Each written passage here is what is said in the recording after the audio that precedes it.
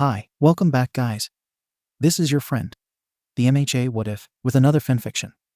This is the first part of What If Deku Had a Quirk-Stealing Power. All credits for this video go to their respective authors, so please support the real author. Check out the link in the description for more details. Please give this video a like and subscribe to the channel if you want more videos like this. Now let's get into the fanfic. Izuku Midoriya was a young boy. He was smart and kind, one day wanting to be like his hero, All Might. Though, by the time he was 6, he showed no visible signs of a quirk. This was until one day. Izuku and his friend Katsuki Bakugo were playing in a park when something strange happened. The two were playing a game of heroes and villains, with Katsuki being the villain and Izuku being the hero. Katsuki was running quickly, and Izuku was catching up to him. Suddenly, as they approached the swing sets that lined the playground, Izuku noticed that his hands were shaking slightly. A strange feeling bubbled up inside the child.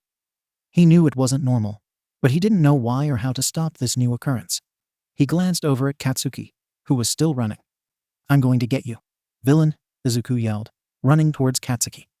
However, when Izuku actually caught Katsuki, he noticed a weird smell coming from his hands, and the fact that they were more sweatier than usual was also pretty weird. "Damn it," Katsuki playfully yelled, not noticing the strange occurrence. Izuku shook Katsuki's hand, as a display of good sportsmanship, but both of them noticed something weird. "Hey, your hands are sweatier than usual, Izuku," Katsuki pointed out. Izuku looked at his hands. Do you think my quirk is finally manifesting?" Izuku excitedly asked. "I mean, it could be." Katsuki shrugged, soon noticing that his hands weren't as sweaty as they usually were. "Your quirk might be similar to mine." As he was saying this, Katsuki tried to show off his own quirk. But the explosion he made this time wasn't as big or as powerful as usual. "Huh? What the heck happened to my quirk?" Katsuki shouted in frustration. Izuku reached over to Katsuki, accidentally doing something that probably couldn't be undone. Izuku accidentally blasted an explosion in Katsuki's face, in a similar fashion to how Katsuki would use his own quirk to fend off against anyone who would want to mess with him. Only this blast was 36 times more powerful than what Katsuki could do, and this blast injured Katsuki quite a bit. Without a second thought, Izuku went to get both Inko Izuku's mother and Mitsuki Katsuki's mother, who were nearby, but not paying too much attention on the boys. Before either of them could react to Izuku's urgency, Izuku started crying. "Mom, I hurt Kekken. He's hurt really bad," Izuku cried, pointing at Katsuki who was lying there on the ground. Soon, Mitsuki had called an ambulance, worried for her son. "I'm sorry, Kekken," Izuku quietly told Katsuki, putting his own hand on his friend's head. When Izuku got home that night, he immediately went straight to bed, refusing dinner. He wanted nothing more than to forget about today's events. Unfortunately, sleep wouldn't come easily that night. A few days later, however, Izuku decided to go to the hospital to see how Katsuki was. Katsuki seemed okay at first glance. His skin wasn't burned, so Izuku assumed that the blast didn't injure too much. "How are you feeling?" Izuku asked, sitting down next to Katsuki. "Like shit," Katsuki replied bluntly. "Oh, well, I'm glad you're okay," Izuku said, smiling. "Yeah, whatever." Katsuki rolled his eyes. "So are you just here to visit, or?" "My mother thought it would be good to get my quirk checked out. So while I was waiting for the doctor, I thought I should come visit to see if you're okay," Izuku replied. "Well, thanks," Katsuki replied. A few minutes after the short visit, Izuku and his mother were called into the doctor's office. "So what exactly happened when your quirk manifested?" the doctor asked Izuku. I'm playing heroes and villains with my friend, and I felt a weird feeling inside of me, and I touched my friend and he tried to show off his quirk, but he couldn't get it to, work. So I tried to reach out to him, and then I accidentally blasted him in the face with his own, quirk," Izuku nervously explained. The doctor ran a few tests, like asking what happened the day after that, and if he still had the quirk. After all of the tests were complete, the doctor had come up with a theory. "It seems that your son here has an emitter-type quirk that allows him to steal the power of other people's quirks, while giving the original user a weaker version of their own quirk," the doctor explained. "What does this quirk mean for him? Will he have any trouble controlling it in the future?" Inko questioned. "Not at all. It shouldn't cause any issues. But in case he does have any issues in the future, I just want to run one more test on your son," the doctor replied, taking Izuku to a room with 3 doctors. Izuku looked quite nervous, hearing about what his own quirk could have been. Sure, it was kind of powerful, but with the damage he had caused to his own friend, Katsuki, he was afraid that he'd be seen as a villain by the public, and would never become a pro-hero, like he had always wanted to. Alright, Midoriya, I want to see what the limits of your quirk are, so try to take each of these doctor's quirks. The doctor instructed. Izuku nodded and walked up to the first doctor. I have an emitter quirk called Evaluate, which allows me to analyze other people's quirks. The doctor explained. It isn't very useful to me, so you can take it. Izuku nodded, touched the doctor on the arm. Before either of them knew it, Izuku had successfully taken the first doctor's quirk, leaving the doctor with a weaker version of Evaluate. I think I have your quirk now. Izuku smiled. Soon, Izuku looked at the second doctor. It appears you have a transformation quirk called Ignite, which allows you to ignite your body in flames. Izuku evaluated. Though it looks like you haven't reached your full quirk potential. Though I guess it makes sense, because your body heat is depleted quite a bit whenever you use your quirk. That's actually correct. I have to always wear a coat when I use my quirk at home. But hey, at least you'll one day probably find a use for it. The second doctor smiled. Izuku prepared to take the quirk of the second doctor, before asking the doctor something. Will I burn myself whenever I use your quirk? Izuku asked. No, whenever I've used my quirk in the past, I've noticed that wherever I ignite my body, it becomes fireproof. The doctor replied, smiling. Now come on, kid. Don't be shy. Izuku nodded, touching the second doctor and taking his quirk. Hey, that wasn't as bad as I thought, Izuku said, before uncontrollably igniting himself in random areas of himself, before stopping after a few seconds. It looks like after you take someone's quirk, you involuntarily use the quirk. One of the doctors pointed out. I guess so. Izuku nodded, walking to the third doctor. I have a mutant quirk I call Tentacles, which gives me tentacles on my back. The third doctor explained. Now try to take my quirk and see what taking a mutant quirk does to you. Izuku nodded and touched the third doctor. After taking the quirk, the third doctor didn't have his quirk weakened, and Izuku had a similar version of the quirk. And a few seconds later, Izuku sprouted several tentacles on his back. Whoa, these are so cool, Izuku exclaimed. Good, now see if you can deactivate tentacles. The doctor instructed. Izuku nodded and deactivated tentacles, though it was harder to do. I guess mutants are harder for you to use. One of the doctors guessed. After a few more tests, the doctor had brought Izuku back into the room he was in before. So it looks like my prediction was a little incorrect. Your son's quirk allows him to take a portion of someone else's quirk, leaving the target with a weaker version of their quirk, and giving your son a stronger version of the quirk based on a number of factors. The doctor explained. For emitter-type quirks, it's Izuku's age times the target's age. For transformation quirks, it's Izuku's age times the target's age, then divided by half of Izuku's age. But for mutant quirks, the stolen quirk's power stays the same as when it was originally used. Inko looked at her son, smiling. Izuku, what would you like to name your quirk, sweetie? Inko asked Izuku. Izuku thought for a while. He soon realized that his quirk was similar to the symbol of evil, all for one. Izuku didn't want to be a villain. How about I name my quirk? One with all, Izuku announced. One with all it is. The doctor replied. I wish you luck into the world, Izuku. But what about Katsuki Bakugo? Will he be okay? Izuku asked the doctor. I can promise that Katsuki will be okay. The doctor clarified. In fact, he's being released tomorrow. Relief flooded through Izuku. Thank you so much, Dr. Izuku said, bowing slightly. The doctor simply smiled and waved goodbye as Izuku exited the room. Once they both left the hospital, both Izuku's and Inko's faces were filled with relief. They both sighed heavily, smiling. The rest of the afternoon passed quickly. After talking with Katsuki's parents, both Izuku and Inko visited Katsuki again. When the time came for Katsuki's discharge from the hospital, he took Izuku's accidental quirk usage. Mitsuki, however, didn't trust Izuku that much. Why aren't you scared of him? Mitsuki asked. Mitsuki, calm down. It was an accident. Inko sighed. He hurt Katsuki, and he still hasn't even apologized yet. I don't know what to think anymore. Mitsuki mumbled. You don't need to worry, everything is okay now. Inko assured. You should at least keep an eye on that boy.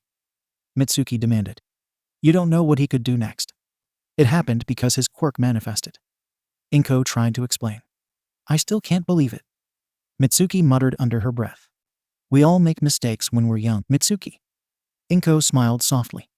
Just accept it and move on. Meanwhile, Izuku and Katsuki were talking as well, in secret. Though their mothers knew that they were there. Just not what they were doing. So what you're saying is that you accidentally stole the power of my quirk. Involuntarily used it. Accidentally injured me.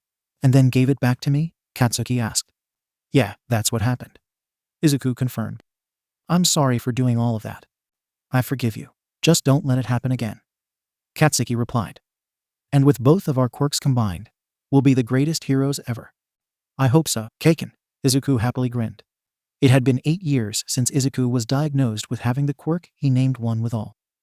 His schoolwork had also improved drastically thanks to his new training methods, and his relationship with Katsuki has gone a whole lot better, especially since the two both had strong quirks. You're all third years now. It's time for you to start seriously considering your futures. Katsuki and Izuku's homeroom teacher told the class as he looked at them from the podium. While normally I would pass out these career aptitude tests, why bother? I know you all want to be heroes.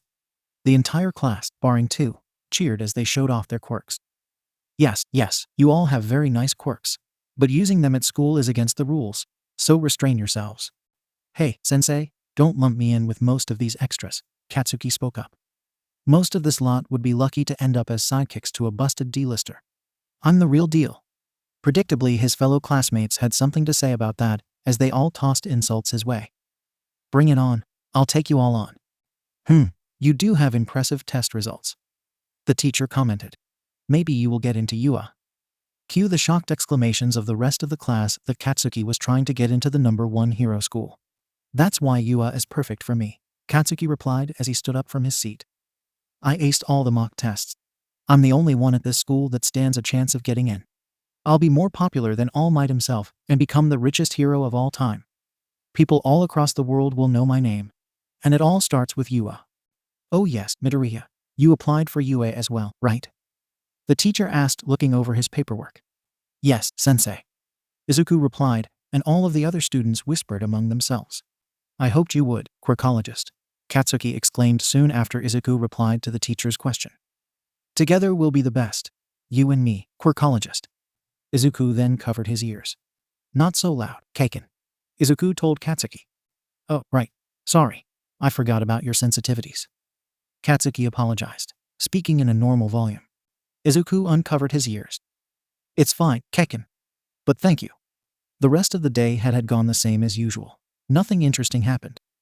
As the day ended, both Izuku and Katsuki's hype for the entrance exam for UA were increasing. After Izuku had cleared up his things, he and Katsuki had started walking home. How do you think we'll do on the exams? Izuku asked Katsuki. We'll be fine. We just need to become more powerful. Katsuki replied, a grin showing up on his face. Speaking of power, have you gotten attacked by any villains lately? Not really. Izuku replied. Though I find it funny that whenever I do get attacked by a villain, I always gain a quirk after the attack. Speaking of that, how many quirks do you have now? I bet it's like 30 at this point, right? Katsuki asked Izuku. No, but you're pretty close. Izuku replied. I have 24 stockpiled quirks. The first 3 were from the doctors that wanted to see what it could do. Then I got 14 from when villains attacked me. And I got 6 of them from vigilantes. And my most recent one was from my mother as a present. That many, huh, quirkologist? Katsuki was surprised at Izuku's reply. Do you know how to use them all? Well, mostly. I'm not too sure about quirk number 6, gunpoint. It's kind of hard to tell when it is activated, but it does give me better aim, so at least that's not too much of a handicap. And I also don't know much about quirk number 17, gummy body. Though I know that it's a mutant type quirk, and it gives me a rubbery body, but mutant types are harder for me to use, so it makes sense. I just hope I'll be able to make a use out of it, and make the vigilante that gave it to me proud. Izuku informed. Yeah. Katsuki rolled his eyes. Anyways, I bet your mom knows about all those quirks of yours, doesn't she? Well, she may know some. She doesn't know all of them, but she knows enough of my quirks. Izuku responded. As the duo's conversation continued, neither of them noticed a sludgy villain standing right behind them. Before either of them had any time to react, the villain had jumped onto Katsuki, slowly consuming him. Ha! Izuku, help me! Katsuki exclaimed as Izuku just stood there in fear. What quirk do I use? Ice blade? Ignite? Tentacles? Izuku pondered. I don't care what you do. Just do it, Katsuki yelled. Don't worry. I'm just hijacking your body. Calm down. It'll only hurt for about 45 seconds. Then it'll be all over. The sludge villain chuckled, continuing to suffocate Katsuki. Without thinking, Izuku used a combination of the 3 quirks he was just thinking about, forming a blade of ice on his right arm, and 2 flaming tentacles coming out of his back, attacking the sludge villain, trying not to hit Katsuki. Katsuki, meanwhile, just couldn't feel anything due to the slime villain choking him. However, as Izuku continued fighting, he eventually managed to free Katsuki from the villain, and immediately ran towards him and healed him from his injuries using his regeneration quirk. After that, Izuku deactivated his quirks. They were both breathing heavily as they stood up, Izuku taking hold of Katsuki. Thank you, Izuku, Katsuki told him. Izuku just shrugged, blushing slightly. I didn't really do much. I didn't mean physically. You stopped him from killing me, Katsuki replied. After the sludge villain was about to retreat, a familiar face had shown up. I am here. The #1 pro hero, All Might, announced, collecting the remains of the sludge villain and putting it in a plastic bottle. All Might. Both Izuku and Katsuki exclaimed in awe. Yes, it is me, All Might announced. And I couldn't help but notice that you young boys got caught up in some trouble with this villain here. That's true. But I tried to use my quirk to attack him, Izuku explained. I see. Usually, it would be illegal to use your quirk out in public like that. But since you used it for self-defense, you get an exception, All Might said. Say, are you two planning on going into the hero course?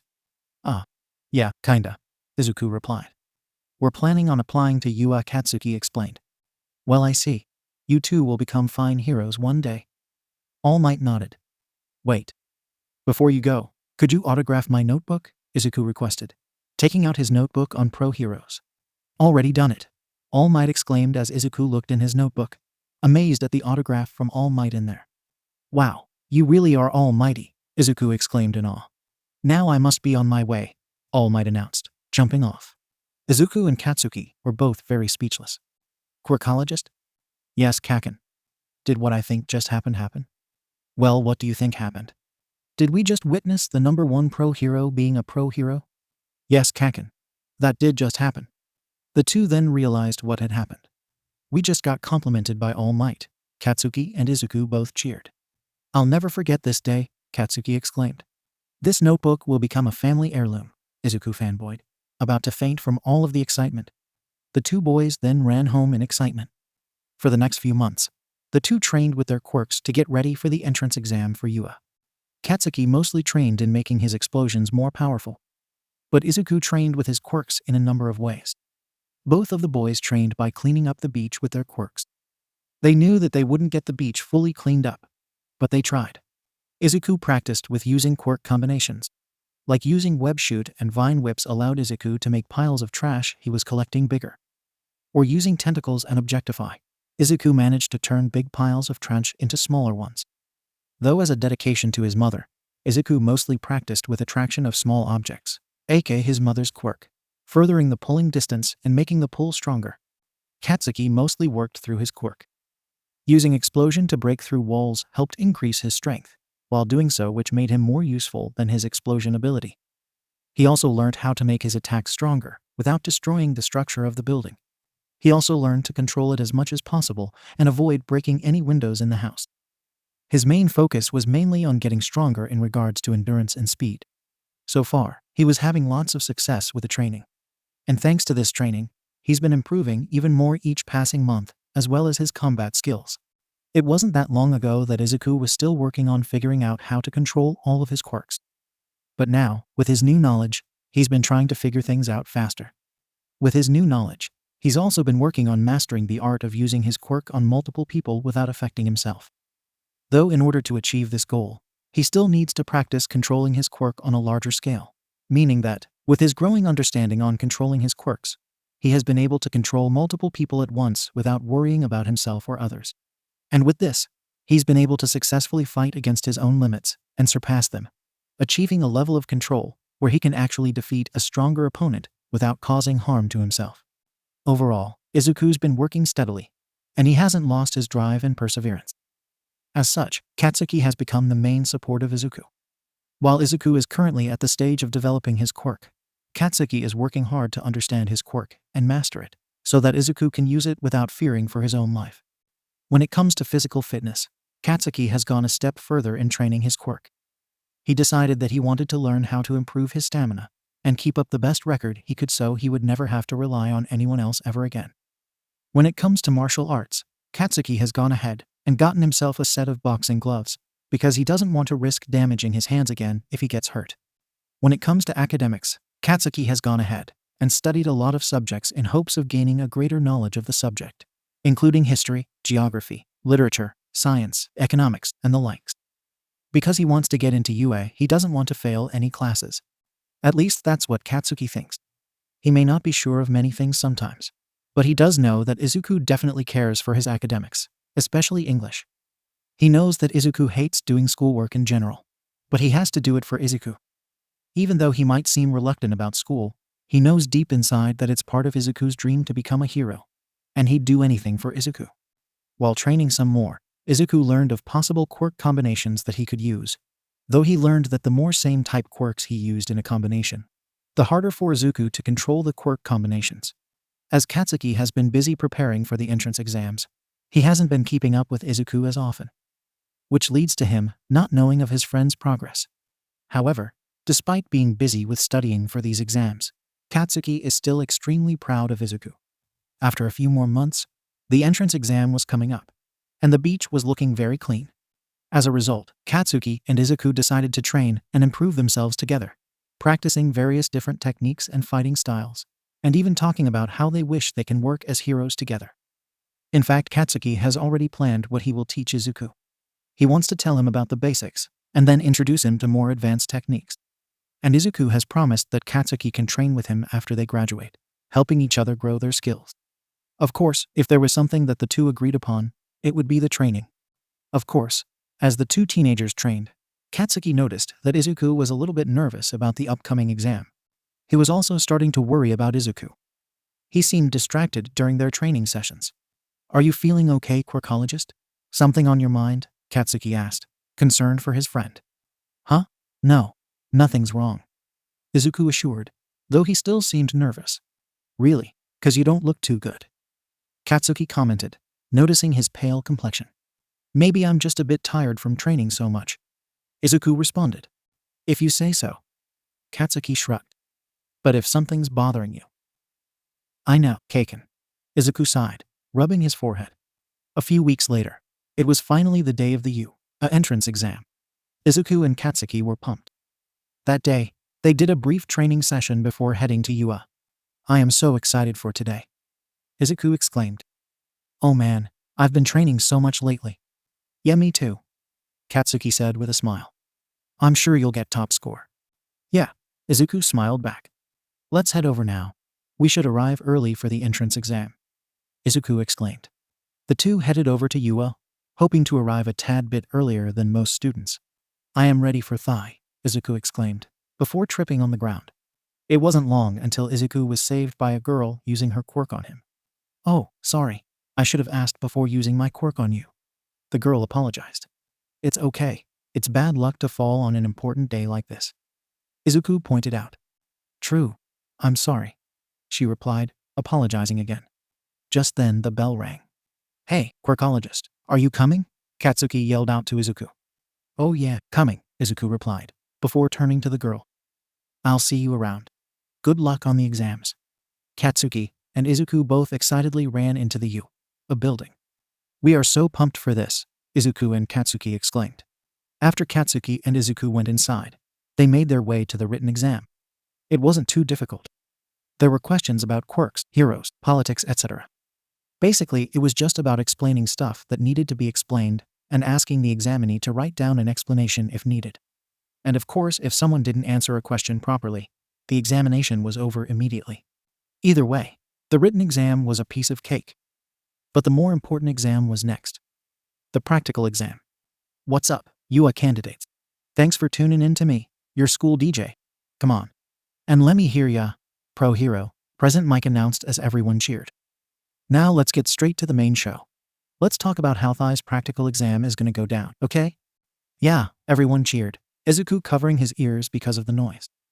He knew that present Mike was quite loud and energetic, but he didn't realize just how loud and energetic he was. Oh great. Quirkologist, you okay? Katsuki asked Izuku. Why yeah, just a bit noisy, Izuku replied. Back when Izuku was 8, he had a pair of noise-canceling headphones with him anytime it was too loud for him. He used them up until he was 11, which was when he started to get mocked for wearing them, so he stopped wearing them. At 11 years old, it wasn't too late for him to start wearing them again, though. Even so, he felt that he wouldn't get bullied without them. Like your application said, today you rockin' boys and girls will be out there conducting 10-minute mock battles in super hip urban settings. Gird your loins, my friends. After I drop the mic here, you'll head to your specified battle center. Sound good? Present Mike explained. Well damn it. They're splitting us up, so we can't work with any of our friends, Katsuki pointed out, whispering to Izuku. Yeah, you're right. Our examinee numbers are one after the other, but we're assigned to different battle centers, Izuku whispered.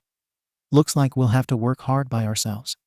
Well, you can't always rely on you allies to get the job done. Katsuki gave some advice to Izuku. I'll remember that, Kaken. Izuku nodded. Good luck with the exam. As everyone parted ways, surprised at the large mock city that Yua called a training site. The fact that Yua had multiple sites like this one was amazing. Start! Present Mike called out loudly from where he stood on a platform at the top of a tower, his voice reaching out across the large testing grounds and to all the various groups of applicants. Everybody in Izuku's testing group froze up for a moment at the sudden start. What are you waiting for? There are no countdowns in real life. Run! Go, go, go! With that, Izuku and the rest of the examinees dashed forward into the large mock cityscape. Izuku ran slightly off course from the main group of students and found his first target quickly. A one-pointer according to the paper they'd gone over. Target acquired, eliminate. The machine intoned and Izuku couldn't help but grin as it moved towards him. Izuku prepared himself for his attack. Gunpoint plus Jelly Surprise plus Heart Bomb plus Vine Whips. Izuku formed 2 thorny vine whips on his arms that were pulsing with Izuku's heavy heartbeat on his back. Izuku then used Gunpoint to perfectly aim at the one-pointer's feet, and then shot Jelly Surprise at it, trapping it in place. Izuku then used Heart Bomb on his feet and jumped up to the face of the one-pointer, and Vine whipped it in the face using his Heart Bomb-enhanced Vine Whips, destroying it. Izuku had done this some more times, finding some 2-pointers and taking them out by using a combination of attraction of small objects, Objectify, Tentacles, and Ignite. Izuku formed several tentacles on his back, using attraction of small objects through the tentacles, taking out chunks of the 2-pointers, and then using Objectify to turn them into big metal spheres, and used Ignite through the tentacles to set the spheres on fire, eventually taking the 2-pointers out. Izuku realized that this technique was quite efficient and effective, so he kept the combination turned on. Meanwhile, the teachers watching the exam play out were talking about Izuku. What's that guy's quirk? A teacher wondered, pointing to Izuku. I initially thought that kid had some sort of trapping quirk, but clearly I must be mistaken. Another teacher replied. Why, you don't think he's related to him, do you? Another teacher wondered with an expression of fear on his face. Calm down, Toshinori. You don't know for sure that he's his son. A teacher in a sleeping bag said. Though it does look like the kid has some sort of copying quirk. What's his name, anyways? A female teacher asked. According to the files of all the students in the exam, his name is Izuku Midoriya. The principal answered, sipping on some tea. Back with Izuku, he had destroyed several robots, getting around 35 points. Though he still needed more points, so he looked around for more robots to destroy, only to find that there weren't many left. Time's running out. There's gotta be some more, Izuku thought to himself, his train of thought being halted by the sounds of people running and screaming. Izuku turned around to see that there was a 0-point robot chasing everyone. The robot smashes a few buildings and traps the girl that saved Izuku before the exams started underneath the debris. As the robot moves closer, it threatens to crush the girl. Wait! I recognize that girl, Izuku remembered, running towards the girl. Izuku briefly turned off his quirk combination, and then switched to a combination of his most powerful quirks. Gummy Body plus Jelly Surprise plus Heart Bomb plus Ignite plus Hold Up plus Ice Blade. Izuku swung using his rubber body to the robot, and used a combination of Jelly Surprise and Ignite to trap it and settle Robot on fire. Izuku then used Gummy Body to swing up to the robot's face, and then used a combination of Ice Blade and Heart Bomb, slashing the 0-point robot in the face. Izuku then used his hold-up quirk and stopped the 0-point robot from doing anything else, throwing the robot away. Then deactivating his quirk combination out of exhaustion, falling. Right before getting close to the ground, Izuku is slapped in the face by the girl that saved him before the exam started. "Thank you," Izuku said with a sigh. "Nice of you to save my life. You wouldn't have been fine if I hadn't helped you," the girl exclaimed happily. Just then, Izuku fainted because of exhaustion. After Izuku had fainted, he got taken by the nurse, and she fixed everything he was hit with, and then placed him in Recovery Girl's office to rest. Izuku had stayed unconscious while Recovery Girl took care of him. When he awoke, he was sat on the bed in Recovery Girl's office. The girl that helped Izuku before the exam was sitting at the side, talking to her friend and laughing at something the latter said. But when she noticed that Izuku woke up, she smiled at him and waved, standing up. "Welcome back, Midoriya," Recovery Girl said, walking into the room with a medical kit. "How do you feel, dear?" Fine, I guess," Izuku mumbled. "I've bandaged your hands. Don't worry, you'll be able to use them soon enough," she told him. "But we should probably check your forehead. Make sure the bone in your skull isn't broken and all that jazz." "I don't think it's broken," Izuku mumbled. "Maybe a little bruised or sore, though." "That's what I figured. Anyway, since you woke up just fine now, I'll let you go. I hope you don't have any lasting injuries," Recovery Girl explained. Thanks," Izuku asked. Izuku then walked out of UA, with Katsuki waiting for him outside. "What happened to you, Quirkologist? I've been waiting out for ages," Katsuki asked Izuku. "I used too many quirks at once, and then I fainted," Izuku explained. Katsuki smirked. "And here, I thought you would want to stay longer in a combat training environment," he teased. "I did stay longer than expected, but I'm pretty tired already," Izuku yawned. "I think I'll just head home and catch up on my sleep." "Whatever," Katsuki said dismissively. "Let's just go home already." Izuku nodded and followed his childhood friend home. On the way home, Izuku went straight into his room and laid down on his bed, closing his eyes and drifting off to sleep.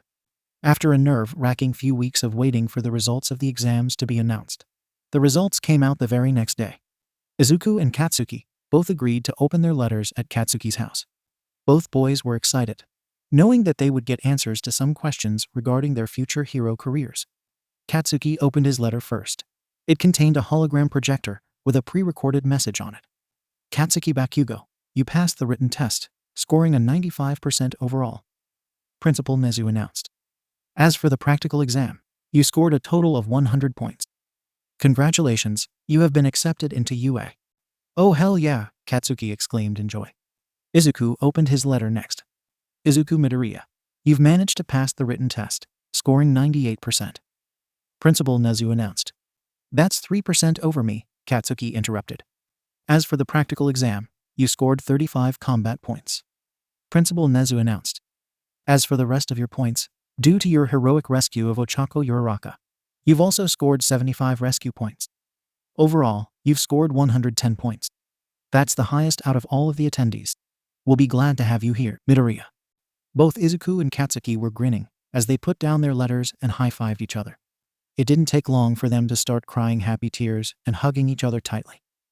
After they calmed down, they sat opposite each other in their living room on the floor facing each other. "I can't believe it," Izuku screamed with joy. "It's true," Katsuki shouted as he began jumping up and down. "This means we'll be going to you. Together now. And we're gonna become heroes together." Katsuki's words made Izuku burst out into hysterical laughter, making them both laugh hysterically on the floor, crying and hugging one another as hard as they could. Once they had calmed down, they stood up and embraced each other again, smiling brightly. "We'll both become pro-heroes someday, Quirkologist," Katsuki shouted. "Yeah," Izuku yelled. Soon, both Inko and Mitsuki hugged their respective sons, telling them how proud they are of the two. They congratulated the two, saying how proud they were of both boys, which caused Izuku to blush a bright shade of red, causing Katsuki to laugh at how embarrassing Izuku suddenly was. Once everyone finally calmed down, they decided to leave the celebration and return home. When the party ended, everyone went home. Inko, Mitsuki, and Masaru went home and Izuku headed to his room. Katsuki left after dropping Izuku off at his house, leaving Izuku alone, feeling happy about what the outcome of the exams were. He had been accepted into a high school, where he will work with the person that saved him. Who knew he would meet someone like Katsuki who wanted to be just as heroic as him? As he fell asleep, he dreams about his future hero career, as well as his dream of being an actual hero. There was no doubt about it. This was going to be great. He couldn't wait for his lifelong dreams to come true. Izuku found it hard to sleep that night as he couldn't stop thinking about what the future held for him. Inko had fallen asleep a little early, but not before giving her son a kiss on his forehead and whispering sweet nothings in his ear before falling asleep. Everything was going to plan. I am so pumped for this, Izuku thought to himself while sleeping. This was it. Finally, the day that UA's school year started. All of the best heroes went to UA Endeavor, best genist. Even All Might went to UA. And now it was time for Katsuki and Izuku to head to UA. Have you got everything, Izuku? Inko asked Izuku. Yes, I think I'm just about ready to go, Izuku answered. Are you sure? You didn't just pack action figures, right? Inko asked. I have everything. Now I gotta go. I don't want to be late, Izuku replied, about to walk out the door with everything. Izuku, Inko called out to her son. What? Izuku groaned. I'm really proud of you, son, Inko told her son. Thank you, Izuku smiled. And with that, Izuku walked out the door, ready for UA downstairs. Katsuki was waiting for Izuku. Come on, Quirkologist. I don't want to be late, Katsuki shouted. I don't want to be late either, Izuku responded. The two boys started walking to UA, both looking forward to the start of their new life with one another. About 20 minutes later, they arrived at UA's gates. They both looked at each other, both still nervous about entering UA's school and being away from their families, but neither boy showed it. Instead of showing how nervous they both felt, they both just smiled at each other and entered the school together. 1A, 1A, Izuku whispered to himself, feeling a bit overwhelmed at being in UA's school. If we need to, we can ask someone where we need to go, Katsuki pointed out. Oh, okay, Izuku nodded, nervously. Hey, it's okay, Katsuki reassured Izuku. You'll be amazing at this. I hope so, Izuku muttered softly. You are great at anything. Don't underestimate yourself. Katsuki tried to encourage Izuku. Sorry, Kaken, Izuku apologized. Don't apologize. Just focus on doing your best, Katsuki insisted. Thanks, Kaken, Izuku said, nodding to him. Good, Katsuki replied. Come on, let's get into our classroom. Once Katsuki and Izuku got to the classroom of Class 1. Hey, Izuku heard a familiar voice as Katsuki walked inside. Hey, I recognize that messy, green hair, a female voice shouted. Falling boy. Oh my gosh, it's that nice girl who talked to me, Izuku thought to himself. She looks good in that uniform. That punch you did was amazing, the girl complimented Izuku.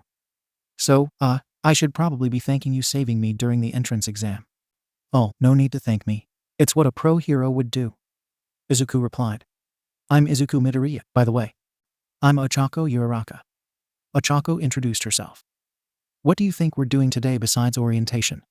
I wonder what our teachers are like. I can't wait to meet everybody. If you're just here to make friends, then you can pack up your stuff now. Another voice had spoken up, startling Izuku and Ochako. Welcome to UA's Hero Course. The voice was coming from 1A's homeroom teacher, Shota Aizawa. He is a slender and tall, pale-skinned man with messy, shoulder-length black hair that partially hangs in front of his face and half-opened black eyes. He sports a baggy black outfit that consists of a long-sleeved shirt and matching pants that tuck into his boots. He also wears a utility belt and his signature wrap scarf at all times. After the class had stopped muttering to themselves, Aizawa spoke up again. It took 8 seconds before you all shut up. That's not gonna work. Time is precious, Aizawa scolded. Rational students would understand that. Who is this guy? He must be some sort of pro hero, Izuku thought to himself. But if he's here then. By the way, I'm your homeroom teacher, Shota Aizawa. Aizawa introduced himself. Though if you were wondering why I was late, then that's none of your business. Flaya Ashba. Aizawa was looking through his students' profiles to see if there was any extra information he should know about them. As he was finishing up, he got to Izuku's file. It's the student that got the most points overall in the entrance exam, Aizawa thought to himself. This will be fun to read. Name: Izuku Midoriya. Age: 15. Gender: male. Class: 1A. Teachers: Class 1A Teachers. Shota Aizawa Homeroom Teacher. Toshinori Yagi Foundational Heroes Studies Teacher. Ectoplasm Mathematics Teacher. Hizashi Yamada English Teacher. Medical History. Allergies none. Known disorders: autism, post-traumatic stress disorder. Additional note: when Midoriya was a young age, he was constantly attacked by villains. So anything reminding him of those events will trigger his PTSD. Symptoms include being frozen with fear, curling up into a ball, blanking out, and unintentional quirk usage. Please be aware that because of his trauma, handling villains is a hard subject for Midoriya. So feel free to send him out of the room if things are getting out of hand. How interesting. Aizawa mumbled to himself. Not only does he have PTSD, he has autism as well. Then, something clicked inside of Aizawa. If he gets involved with his classmates, he may experience some emotional stress as well. Maybe I should talk to him. Aizawa thought to himself. I'll have to do that later. I've only got 2 more files to read, and then I have to get to teaching my class. End of flashback. Aizawa then passed out PE clothes to the entire class. Put these on and meet me outside. Aizawa instructed. You have 5 minutes. Outside, the class waited for their teacher's instructions. US course doesn't follow the normal academic path. Aizawa explained. To help get to know your own quirks better, there's going to be a quirk assessment test. But orientation, we're gonna miss it, Ochako yelled. If you really want to make the big leagues, you can't waste time on pointless ceremonies. Aizawa informed. Here at UA, we're not tethered to traditions. That means that I get to run my class however I see fit. All of the class gasped. You've been taking standardized tests most of your lives, but you never got to use your quirks in physical exams before. Aizawa monologued, the country's still trying to pretend we're all created equal by not letting those with the most power excel. It's not rational. One day, the Ministry of Education will learn. Every student looked worried at what they'd be doing. Midoriya, you managed to get the most points on the entrance exam. What was your farthest distance throw with a softball when you were in junior high? Aizawa asked Izuku. 57 meters, I think. Izuku answered. Right? Try doing it with your quirk. Aizawa instructed. Anything goes, just stay in the circle.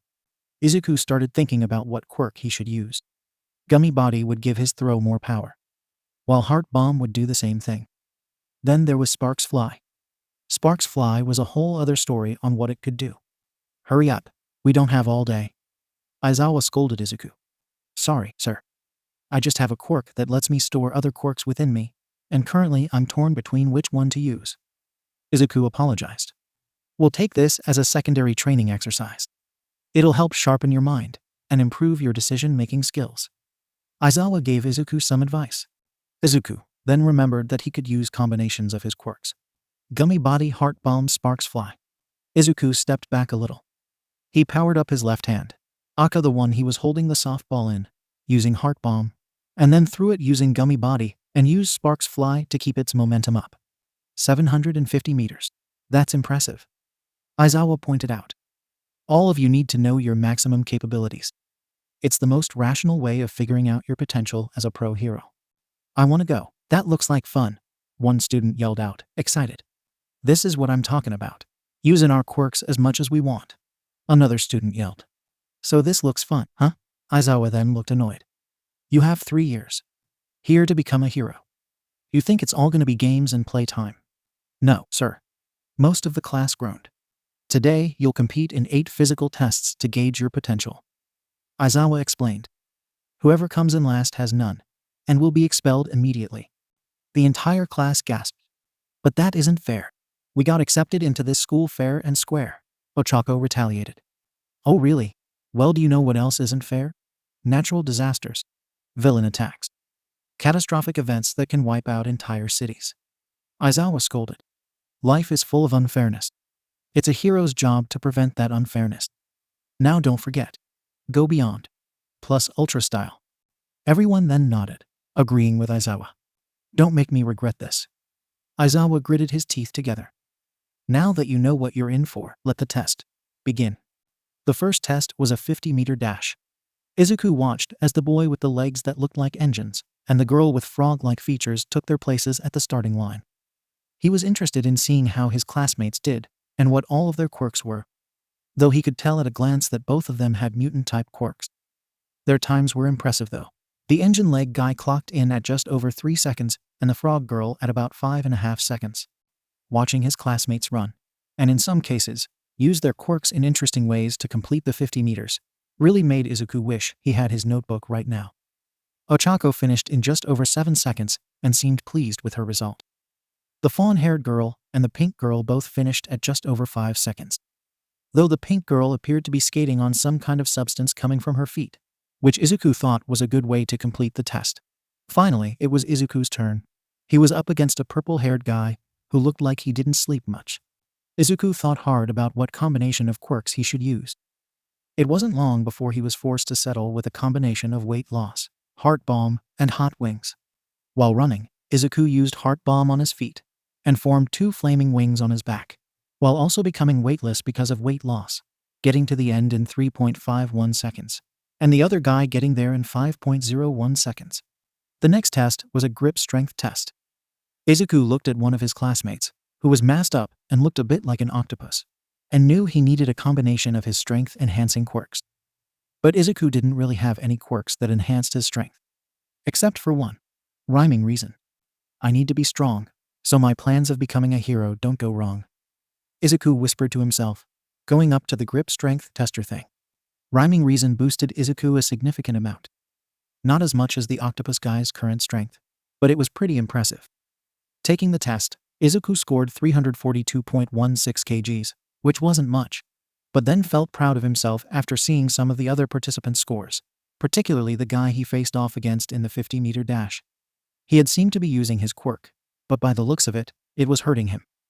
Izuku wanted to know what the guy's quirk was, so he used Evaluate on the guy. By the looks of things, he has 2 quirks. One called Brainwash, and the other called One for All. Izuku thought to himself. Brainwash allows him to mind control anyone who replied to him in a conversation. And One for All allows him to stockpile an enormous amount of raw power, allowing him to significantly enhance all of his physical abilities to a superhuman level. Though it clearly has a strain on his body. And I'm also getting readings of other quirks. Though the readings of those are very fuzzy, I knew I should have gotten my notebook. Looks like I'll have to remember his quirks until I can get to it. The next test was a standing long jump. While Izuku was waiting for his turn, he was reading the 2 quirk guys' One for All quirk. Black Whip allows him to generate tendrils of black energy from his body that are good for capturing opponents. Danger Sense allows him to detect threats in the surrounding area. Float allows him to suspend himself in mid-air, granting him flight. Izuku evaluated, thinking to himself. Smokescreen allows him to generate a thick cloud of smoke from his body. Fa-Jin allows him to build up kinetic energy and expel it. Gear Shift allows him to change the speed and/or velocity of any target he touches, including himself. This allows him to greatly accelerate his own speed and/or the velocity of his target, and enhance the impact force of his own strikes. Midoriya, you're up. Aizawa told Izuku, bringing him back to reality. Izuku nodded and walked up to where he was supposed to go. Izuku used a combination of Heart Bomb and Gummy Body, and jumped across the sandpit. Once it was the One for All guy's turn, Izuku had noticed something. The guy couldn't control his own quirk. I wonder if it has to do with the fact that he has 2 quirks, Izuku theorized. I know that when I use more than 5 of my quirks, it's hard to control, and it can even make me fall unconscious. I could possibly ask him about his quirks when the day ends, as long as he isn't expelled. The next test was the repeated side steps. Izuku didn't really use any of his quirks for this test, since he had used Heart Bomb a lot that day, and didn't want to go through any of its side effects. Though Izuku did notice that the One for All guy was doing pretty well, even though his quirk was destroying him. There were 3 more tests before going back to the ball throw, but they weren't that hard and were pretty forgettable. As for the ball throw, Izuku had already done it, so he didn't need to go again. The most interesting things that happened were that Ochako had scored infinity, and was the entire thing when the One for All guy went up. Ofa had tried to throw the ball, but he fails to do so. What happened to my quirk? Ofa asked Aizawa. I erased your quirk. Clearly you can't control your quirk. Aizawa scolded. Then, Izuku realized who Aizawa really was. Oh my gosh, it's Pro Hero, Eraserhead, Izuku fanboyed. Yeah, it's me. My quirk allows me to erase someone's quirk by just looking at them. Aizawa sighed, before looking back at Ofa. So you erased my quirks? Quirk. Only one. Ofa guessed. Izuku didn't get why the Ofa guy would lie about having only one quirk. If he had multiple quirks, why bother lying? Was it because if he said his quirk was only one, they'd think less of him and maybe expel him? But if the Ofa guy was able to hide his true identity and had been able to pass the practical exams, then maybe they wouldn't. Your quirk has a big drawback on you. Clearly you aren't fit to be a hero. Aizawa said to the Ofa guy. If I was the one that was judging who made it into UA, you wouldn't be here right now. Your quirk makes you a liability in battle. But that's what quirk training is for. If I try my hardest and never stop training, I'll be able to stop injuring myself with my quirk and become a hero. Ofa pleaded. All right, I'll give you another chance, but if you injure yourself badly. Aizawa scolded, bringing back Ofa's quirk. You'll expel me. I'll accept your challenge. And I promise my quirk won't do so much damage. Whatever. Just do it already. You have your quirks back. We don't have all day. Aizawa instructed. Taking Aizawa's advice into account, Ofa throws his pitch, and at the last second, he concentrates one for all through his fingertips. 703.05. Impressive. Aizawa pointed out. Now with that, it's time for the rankings. I'll be showing them all at once, so I don't have to explain about any of them. Momo Yaoyorozu first. Izuku Midoriya second. Katsuki Bakugo third. Tenya Ida fourth. Fumikage Tokoyami fifth. Mizo Shoji sixth. Shoto Todoroki seventh. Eijiro Kirishima eighth. Nina Ashido ninth. Ochako Uraraka 10th. Koji Koda 11th. Rikido Sato 12th. Tsuyu Asui 13th. Yuga Ayama 14th. Hanta Siro 15th. Denki Kaminari 16th. Kyoka Gyro 17th. Toru Hagakure 18th. Masharao Ajir 19th. Hitoshi Shinso 20th. Turns out, the Ofa guy's name was Hitoshi Shinso. Momo had walked up to Izuku. I congratulate you on getting second place, Midoriya. Momo congratulated. Thank you, Yaoyorozu. Izuku thanked. I guess I should congratulate you for getting first. Why thank you? Momo replied. Hitoshi, however, looked very distraught. They said I couldn't do it. And they were right. Hitoshi mumbled to himself, looking like he was about to cry. It wasn't long before Aizawa spoke up again. I was lying. No one's going home. Aizawa laughed.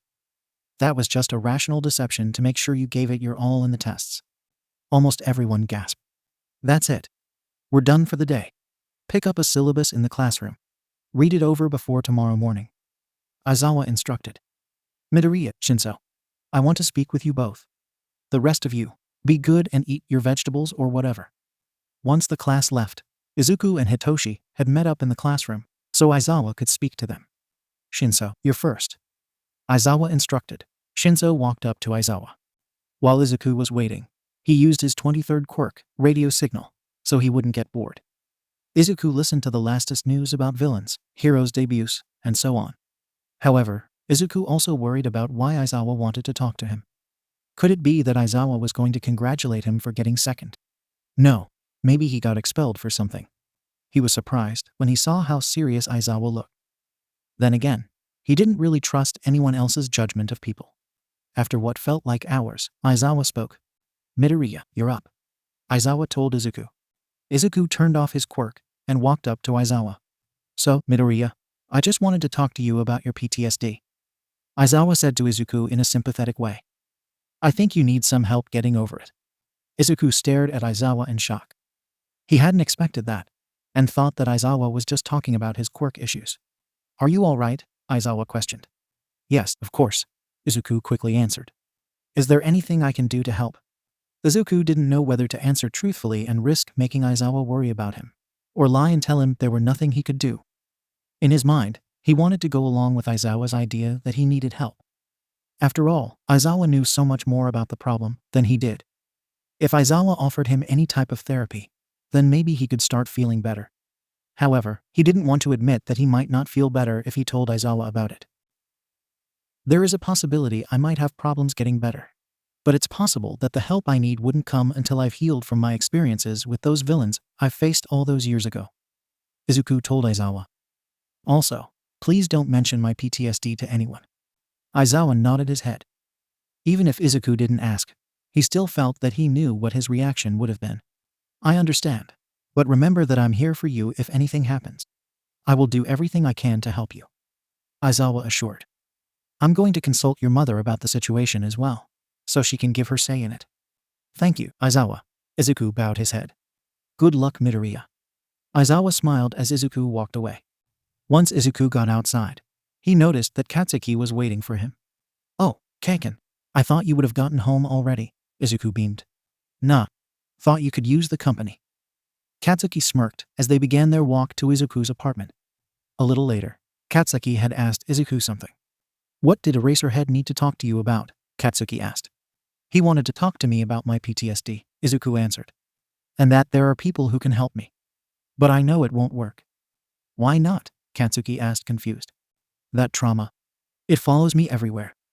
Whenever I use my quirks, whenever someone ambushes me, even when someone says that they're going to do something really bad to me, it just takes me back to the trauma. Izuku trailed off. That's why I think it'll probably never work. So you're afraid of being treated differently because of it? Yeah, that's exactly what I mean. Well, that's stupid. They shouldn't treat you different. Katsuki snapped. They should respect that. It's a weakness. That means we've seen that you aren't weak, and you don't need them treating you differently just cause of your trauma. Even if that's true, Kaken, it won't mean that the past hasn't happened. It'll mean that no matter what, it's still going to affect me. How can I face others after that experience? Can you imagine the mental pain it'd inflict on me? Izuku cried. There's no point trying, and no point crying over spilt milk anyway. I already cried enough tears for myself to fill 2 entire puddles. No, that's not how it works. When your brain tells you things like that, you can't continue carrying this load around. You need to see a professional. Why, yeah, I'll get around to that. One day. A few minutes went by before they arrived at Izuku's apartment. See you tomorrow at training, Quirkologist, Katsuki called as he left. Bye, Kaken, Izuku waved. When he reached his apartment, Izuku collapsed on the couch. Once he calmed down, he grabbed an apple and sat up with his legs dangling over the edge of the sofa, his head resting on the armrest. After finishing the apple, Izuku laid back down onto the couch and pulled out the book that he had read earlier. After a chat with his mother during dinner, the sun was setting and Izuku fell asleep. This isn't going to be easy, Izuku thought to himself. I don't know if I can handle it. Izuku woke up at 4 a.m. to go to his morning run. He had made it through most of the route, but there were moments where he stopped to catch his breath or slow down. When Izuku had finally finished, he headed to the shower. After getting dressed and brushing his teeth, Izuku decided to try to get his thoughts together. What am I supposed to expect today? Izuku pondered. Maybe the same thing that you've always expected for the past year. More training, but it's going to be harder now. After a few hours passed and Izuku had gotten ready for UA, said goodbye to his mother, and walked to UA with Katsuki. The two had gotten to class a bit early. The only student being there besides the two was Tenya Ida. Midoriya, Bakugo, how lovely it is to see you, Tenya exclaimed, chopping the air. Soon Aizawa had walked into the room, surprised at Katsuki and Tenya's presence. Mr. Aizawa, I believe you are a little early, Tenya pointed out, chopping the air. Again. I am aware, Ida. I just want to talk with Midoriya outside for a moment, Aizawa explained, taking Izuku outside. Once outside, Aizawa closed the door behind them. You wanted to talk to me? Izuku asked, concerned. Aizawa gave Izuku one of his usual blank stares. I just wanted to let you know what'll happen today, Aizawa informed. You'll have the normal classes, like English and math. And then after that, you'll have basic hero studies. Also, with a permission from your mother, you've been signed up for counseling sessions with Hound Dog. You'll have your first session with him this afternoon. Really? You're signing up for that? Izuku gasped. Of course, Aizawa confirmed. Now, I need you to promise me something. Okay? Izuku nodded. Do not hesitate to speak up if you feel uncomfortable, and don't try and push yourself to talk. You need time to heal from all your experiences. You also need to take breaks to allow your body time to heal from the trauma. Izuku thought about all the words Aizawa said and sighed. He didn't really know what to say to reassure his teacher. You can always ask me anything, you know? Aizawa told him. I'll always be happy to help you out. I know. Thank you, Aizawa. Izuku smiled, grateful. All right. You can head back into the classroom now. I have some other stuff to do before the day officially begins. But feel free to do whatever, just as long as it doesn't break the rules. Aizawa told Izuku, walking off. Izuku walked back into the classroom, taking his seat. Katsuki then walked up to Izuku. So, what did Eraserhead need to talk to you about this time? Katsuki asked. Izuku whispered something in Katsuki's ear. He told me about how the day would go, and then I'm going to be seeing Hound Dog this afternoon. Izuku whispered, not wanting Tenya to hear, since it was none of his business. So, are you actually going to be seeing him or what? Katsuki asked, curious. I don't know. I'm still thinking about it. Izuku shrugged. But I think you're right. I should try talking to Hound Dog about what I've gone through. If I get scared and start panicking again or lose control of my emotions because of those flashbacks, then it could make things worse, and I could hurt someone. Or worse, I might kill someone. That's fucking bullshit. That shit wasn't your fault. That was caused by something else. Katsuki scowled. If anything, it's the person who tried to kill you. Not anyone else who has done nothing wrong. Katsuki, I'm serious. Izuku shook his head. Fuck. Look, I know that what you've been put through is traumatic, and you should have been treated for it, but you weren't. It's no one's fucking fault, but whoever the fuck did it. Katsuki growled, anger clearly visible in his eyes as he continued. If anyone is allowed to blame anybody for your trauma, it shouldn't be you. You didn't deserve any of that shit. Now stop blaming yourself, okay? Katsuki was angry at the person that tried to hurt Izuku, but he couldn't bring himself to blame Izuku for it either. After everything that Izuku has dealt with, he deserves better. Thanks, Kaken. I'm glad that you understand. Izuku replied gratefully.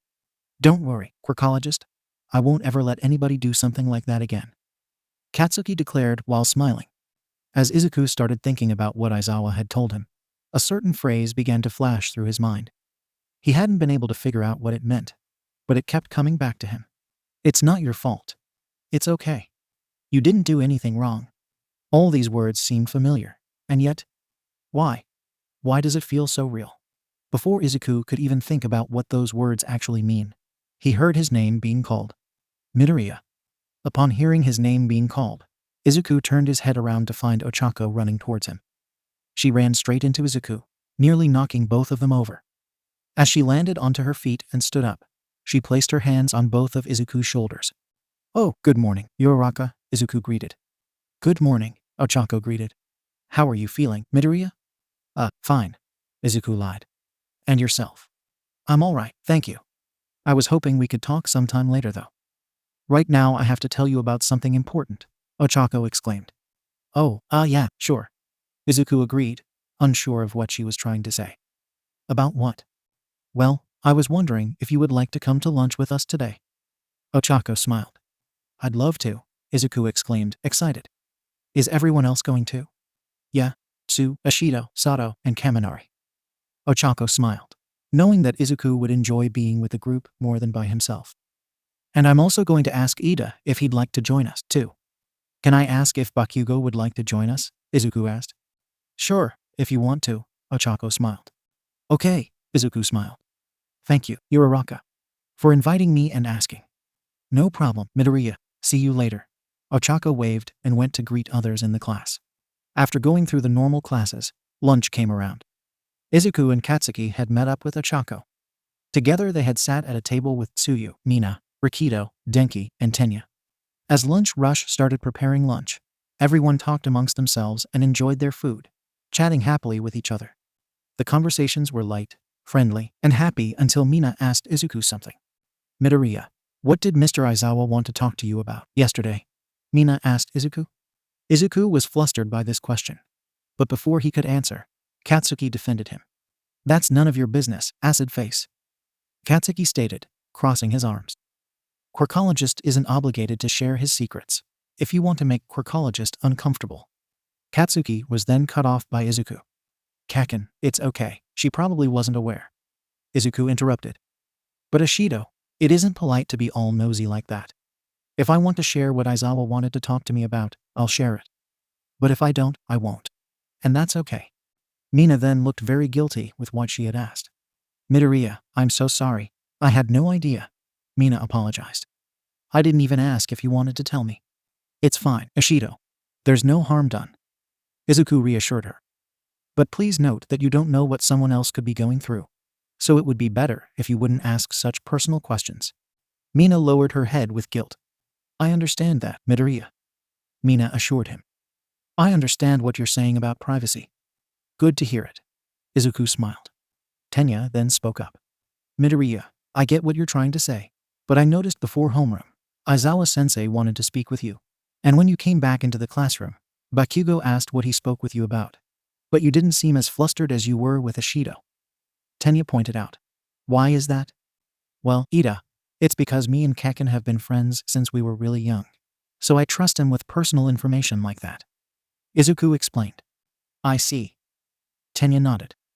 Though I do apologize if my question was personal in itself. There's no need to apologize for a question like that, Ida. Izuku reassured his new friend. In my opinion, the best way to figure out if a question is personal is if it has to do with something personal in regards to something that has happened to the person that you're asking the question to. For example, if I asked you what your quirk is and what you can do with it, that wouldn't be a personal question. But a question like, what a teacher had to talk to you about after class, would be a personal question. Denki then raised his hand. But what if you don't know whether or not the question is personal to the person you're asking? Denki asked Izuku. Well, Kaminari. If you aren't sure, then you should start the question with, if it's okay for me to ask, and then ask your question.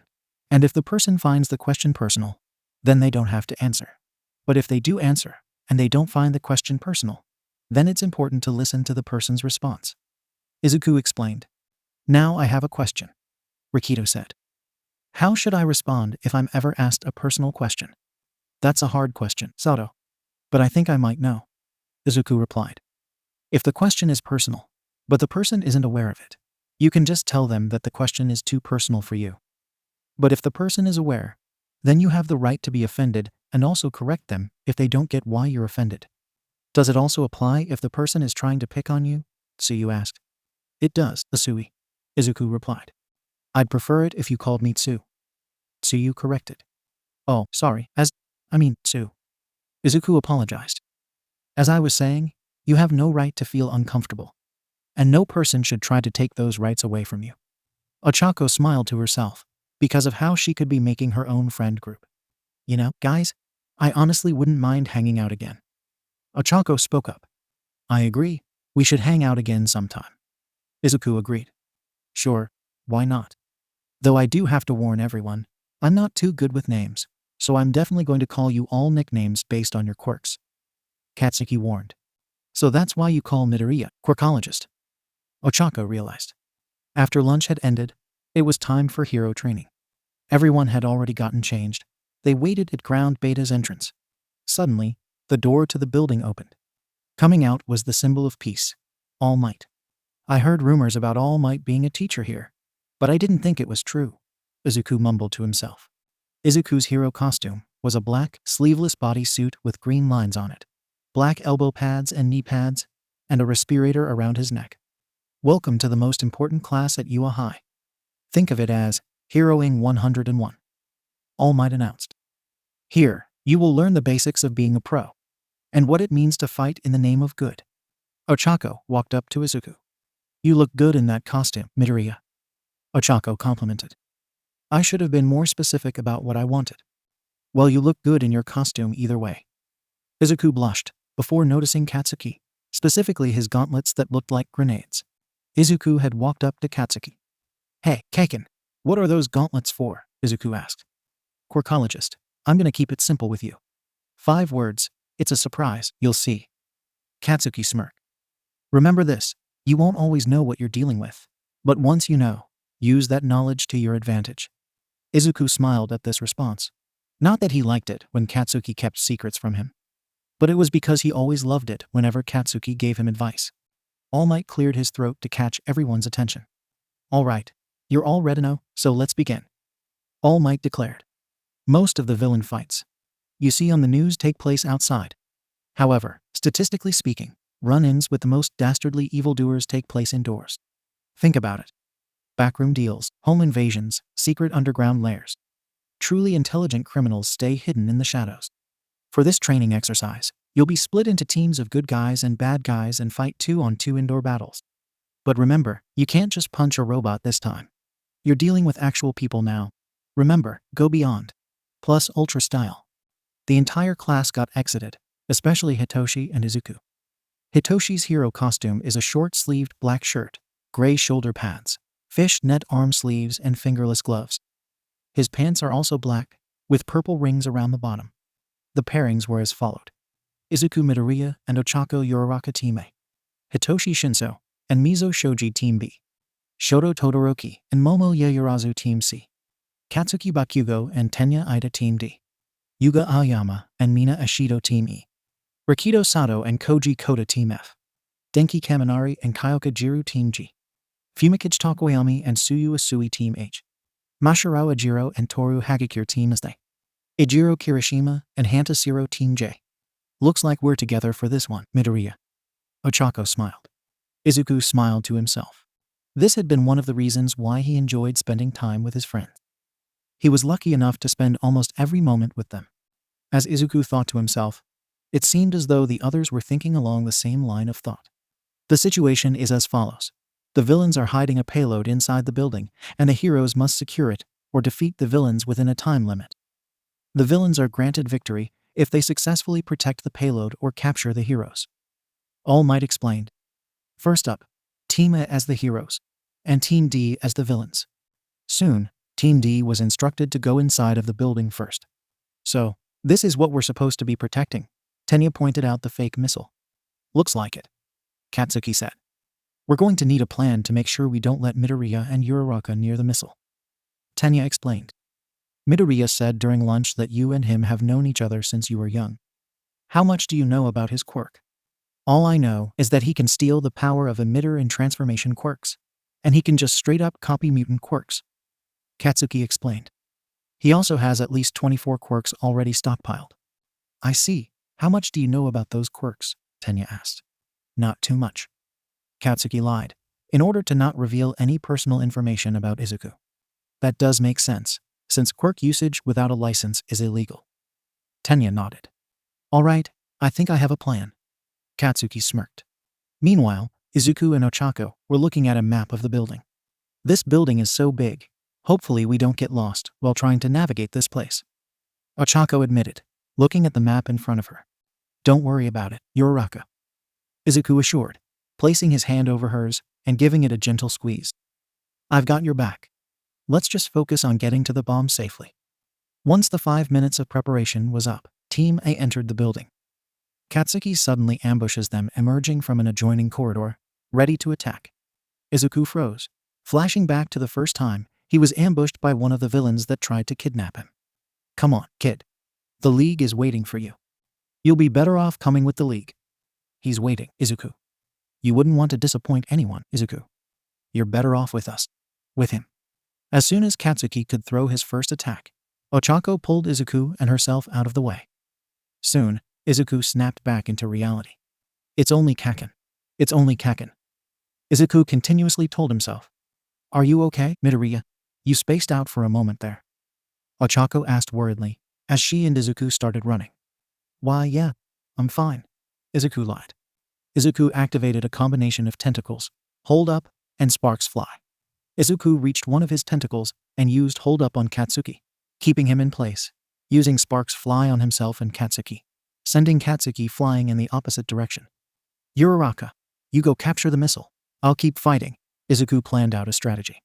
Soon, Izuku deactivated all of the quirks he was using and charged at Katsuki. Well, if it isn't Izuku Midoriya. How nice of you to join us again today. Katsuki pretended. Izuku thought of another combination to use. Chameleon plus rock plates plus heart bomb. Izuku turned himself invisible, while also forming invisible rock plates on himself, while enhancing his jumps using heart bomb. Without Katsuki seeing him, Izuku had punched Katsuki in the face. What the fuck? Katsuki yelled in disbelief. Now Kaken, let's talk some business. Izuku revealed himself as he punched Katsuki in the gut, leaving him breathless. Before Katsuki could recover his balance, Izuku had already kicked him in the stomach again. Let's see what your gauntlets can do. Izuku smirked. You really want to know what I can do, huh, quirkologist? Katsuki smirked. These gauntlets of mine allow me to build up sweat over time and shoot them out. Like a grenade, Izuku gasped. Katsuki smirked, using his explosive sweat on Izuku. Izuku then activated rock plates once more, protecting himself. Why the hell am I fighting someone who uses sweat to build up sweat? Izuku cried, as he threw several punches towards Katsuki, managing to force him back. And why would I tell you?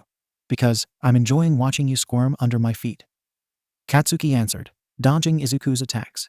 Suddenly, Katsuki jumped behind Izuku and grabbed the boy by his waist before throwing him over his head, slamming him against a wall. Izuku groaned in pain as Katsuki lifted him up by his neck and slammed him down. Before Izuku could regain control of himself, a large explosion was fired from Katsuki's left side, exploding the floor. Katsuki stood over Izuku while still holding him hostage in the air. I'm not done yet, Midoriya. I haven't even begun. Katsuki grinned. Izuku struggled desperately against Katsuki's grip, but in vain. Katsuki kept holding tight onto Izuku, causing his breathing to quicken, and blood began seeping through Izuku's fingers. Izuku then activated Ignite throughout his body, turning himself immune to Katsuki's attacks. Meanwhile, Ochako had made it to the room containing the missile, where Tenya was guarding it. Soon, Tenya noticed Ochako. Midoriya, I'm up at the missile. What do I do? Ochako asked Izuku through her earpiece. Try to buy yourself some time. I'll see what I can do from down here. Izuku instructed through his earpiece. I'll try. But I can't hold him off for long, Ochako stated. Ochako had jumped in and waited for Izuku's move. I knew you would come here alone the instant that Bakugo ran off by himself and engaged with Midoriya. Tenya pointed out.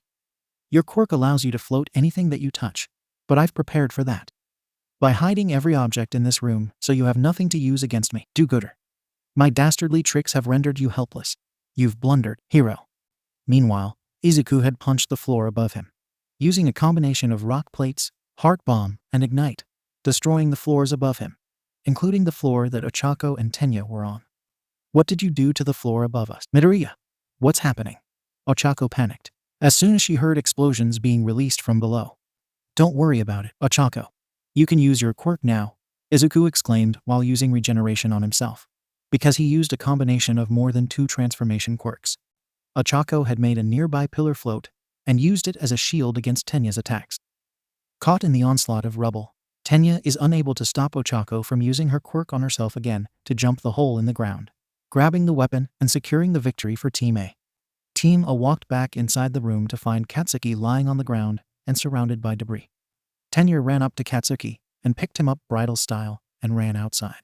So you two won? Katsuki asked Izuku and Ochako. The two of them nodded. Well, good game. Quirkologist, I hope my acting skills will help you with that thing. To be honest, your acting seemed kind of real. Izuku admitted. Yeah, the acting was Engine's idea. Katsuki chuckled. Soon, Team A and Team D had made it back to the rest of the class. Well done, Team A and Team D. You really put up a fight in there. All Might congratulated. Everyone applauded both teams. So, up next, All Might announced. Team B and Team I. I hope you can both put on as amazing as a show as the first two teams. After Team A and Team D had faced off against each other, it was time for Team B and Team I to face off against each other.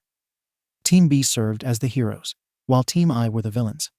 Once in the payload, Mashirao and Toru knew they had to strategize. Ajiro, let's get serious. I'm gonna take off all my clothes and totally disappear. Toru strategized. Hagakure's using her quirk to our advantage, but it's kinda weird to know there's a naked girl standing by me. Mashirao thought to himself. What exactly am I supposed to do here? Just don't look, okay? Toru advised.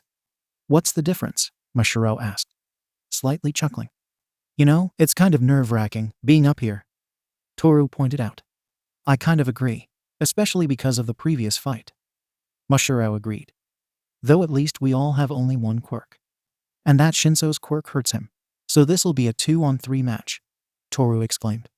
Meanwhile, Team B had made their way into the building. Mizo had used his dupli arms to create several ears.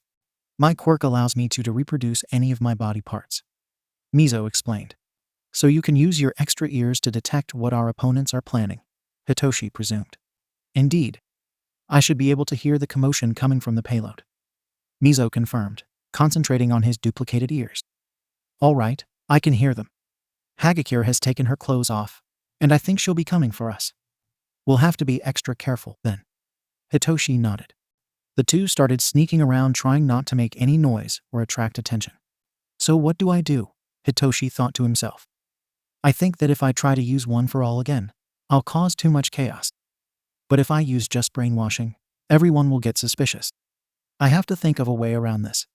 Soon, they didn't realize it, but Toru was standing right in front of the two. Unexpectedly, Hitoshi was punched in the face. Oh, ugh, Hitoshi groaned as Toru grinned to herself. Shoji, did you just punch me in the face? No, Mizo bluntly replied. Then who? Oh no. Hitoshi realized something. Hagakure. You fell right into my trap.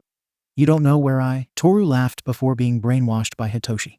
Sit down. Hitoshi commanded as Toru did that. Now sit still while I wrap you up with this capture tape. As Hitoshi eventually started tying Toru up, Mizo looked impressed.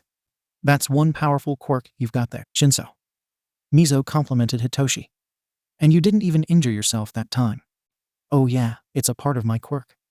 Hitoshi lied, finishing what he was doing and unbrainwashing Toru. No fair, Toru yelled. Soon, Mizo and Hitoshi had started running. Do you think Ojiro is also coming out? Hitoshi pondered to Mizo. From what I heard when I was listening in, Ojiro will most likely still be protecting the bomb. Mizo explained. So, it'll be a 2-on-1 fight then. The two eventually were greeted by Mashirao, who was in a battle stance. So, you got past Hagakure, huh? Mashirao glared. Well, I might be outnumbered, but that doesn't mean I'll give up so easily. Oh really? Hitoshi asked. Mashirao was then brainwashed by Hitoshi. Come out here. Hitoshi ordered, Mashirao doing as he said. Good boy. Mizo looked between Mashirao and Hitoshi with confusion. He thought it would be better to stay out of this fight. Hitoshi had then walked up to the bomb and touched it, securing Team B the win. After that fight, the rest of the fights were as followed. Fumikage Takoyami and Suyu Asui Team H, Heroes vs Ijiro Kirishima and Hantasiro Team J Villains. Winners, Heroes. Denki Kaminari and Kyoka Jiro Team G Heroes vs Momo Yaoyorozu and Shoto Todoroki Team C Villains. Winners, Villains. Yuga Aoyama and Mina Ashido Team E Heroes vs Rikito Sato and Koji Koda Team F Villains. Winners, Heroes. Now that all of the teams had gone once, All Might had gotten an idea. Now we're going to switch things up, All Might announced. For those who were heroes, you'll be villains. For those who were villains, you'll be heroes. Izuku didn't know how to feel about this. His past trauma was caused by villains trying to attack him. Or rather kidnap him. He didn't want to be like that. He just wanted this day to be over. He wanted to go home. He just wished that dealing with his trauma was easy. He wished that being a hero was easy. But it wasn't. Heroes have to deal with villains all of the time. Some days, Izuku just thinks that he isn't fit to be a hero. Heroes are supposed to be strong, not mentally weak like he is. Mr. All Might, sir? Izuku raised his hand. I don't feel very good. Can I sit out of this, please? Nonsense. Heroes have to deal with things like these all of the time. If you want to be a hero, you'll have to go into this like a true hero. Or a villain, in your case, young Midoriya. All Might replied, denying Izuku's request. Maybe All Might was right. If Izuku wanted to be a hero, he had to be a villain. So Izuku sighed and nodded. Prepare to die, Izuku. Prepare to die. Izuku told himself.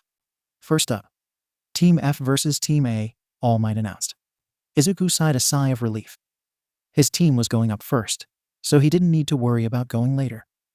As he and Ochako walked into the payload, they decided to talk strategy, among other things. Midoriya, do you have a quirk that can create constructs? Ochako asked Izuku.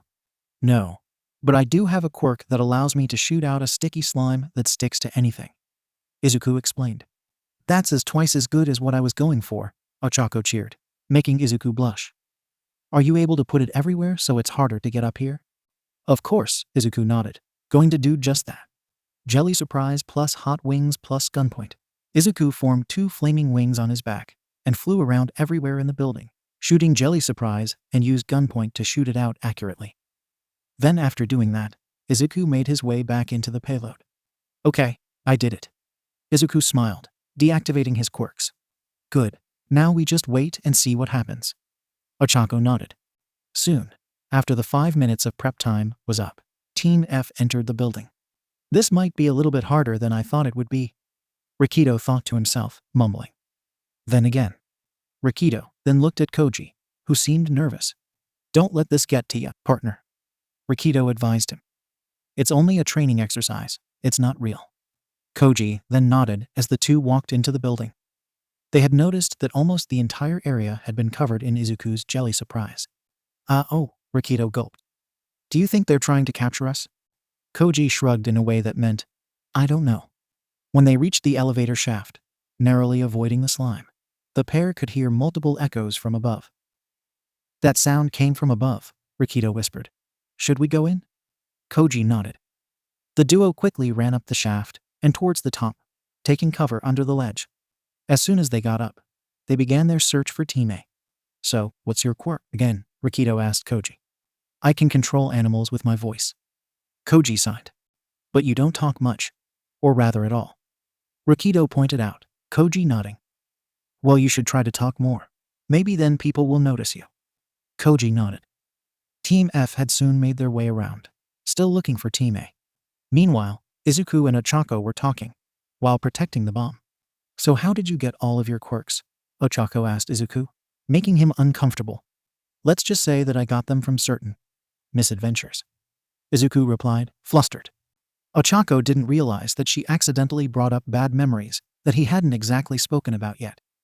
However, Ochako felt guilty about it, so she went with it, knowing that Izuku wouldn't have minded it. It wasn't long until Ochako heard something. They must be this way. There's the most slime around here? A voice whisper yelled. It was hard to tell, but it was obviously Rikido, since everyone knew by this point that Koji didn't speak. This made Ochako very nervous. She didn't know how long the jelly surprise would last. So, what's the plan? Izuku asked. Ochako stuttered, trying not to have a panic attack. Just try to stay on guard, okay? Izuku nodded. The two waited quietly for Team F's arrival. It had been a while since either one of the two had heard of Team F's whereabouts, so they assumed that they must have been trapped in Izuku's jelly surprise. Soon, before Team F had a chance to come up with a plan, time was up. Team A wins, All Might announced through the loudspeaker. After both Team A and Team F had eventually exited the building, with Izuku having to free Rikido and Koji from his jelly surprise, the rest of the battles had happened. When Hitoshi and Mizo went up as villains, they faced off Ijiro and Hanta, who were heroes. Team J won the match, because Hanada managed to capture both Hitoshi and Mizo with his tape quirk, keeping them distracted, while Ijiro captured the bomb while Team B was distracted. Afterwards, Fumikage and Sue went up, this time as villains, up against Mashirao and Toru, who were heroes this time round. Team I won this match, since Mashirao kept Sue busy, while Fumikage had searched for Toru, who was using her initial nude strategy, and managed to secure the bomb, though nobody actually saw her. After that, Shoto and Momo had gone up against Denki and Kyoka.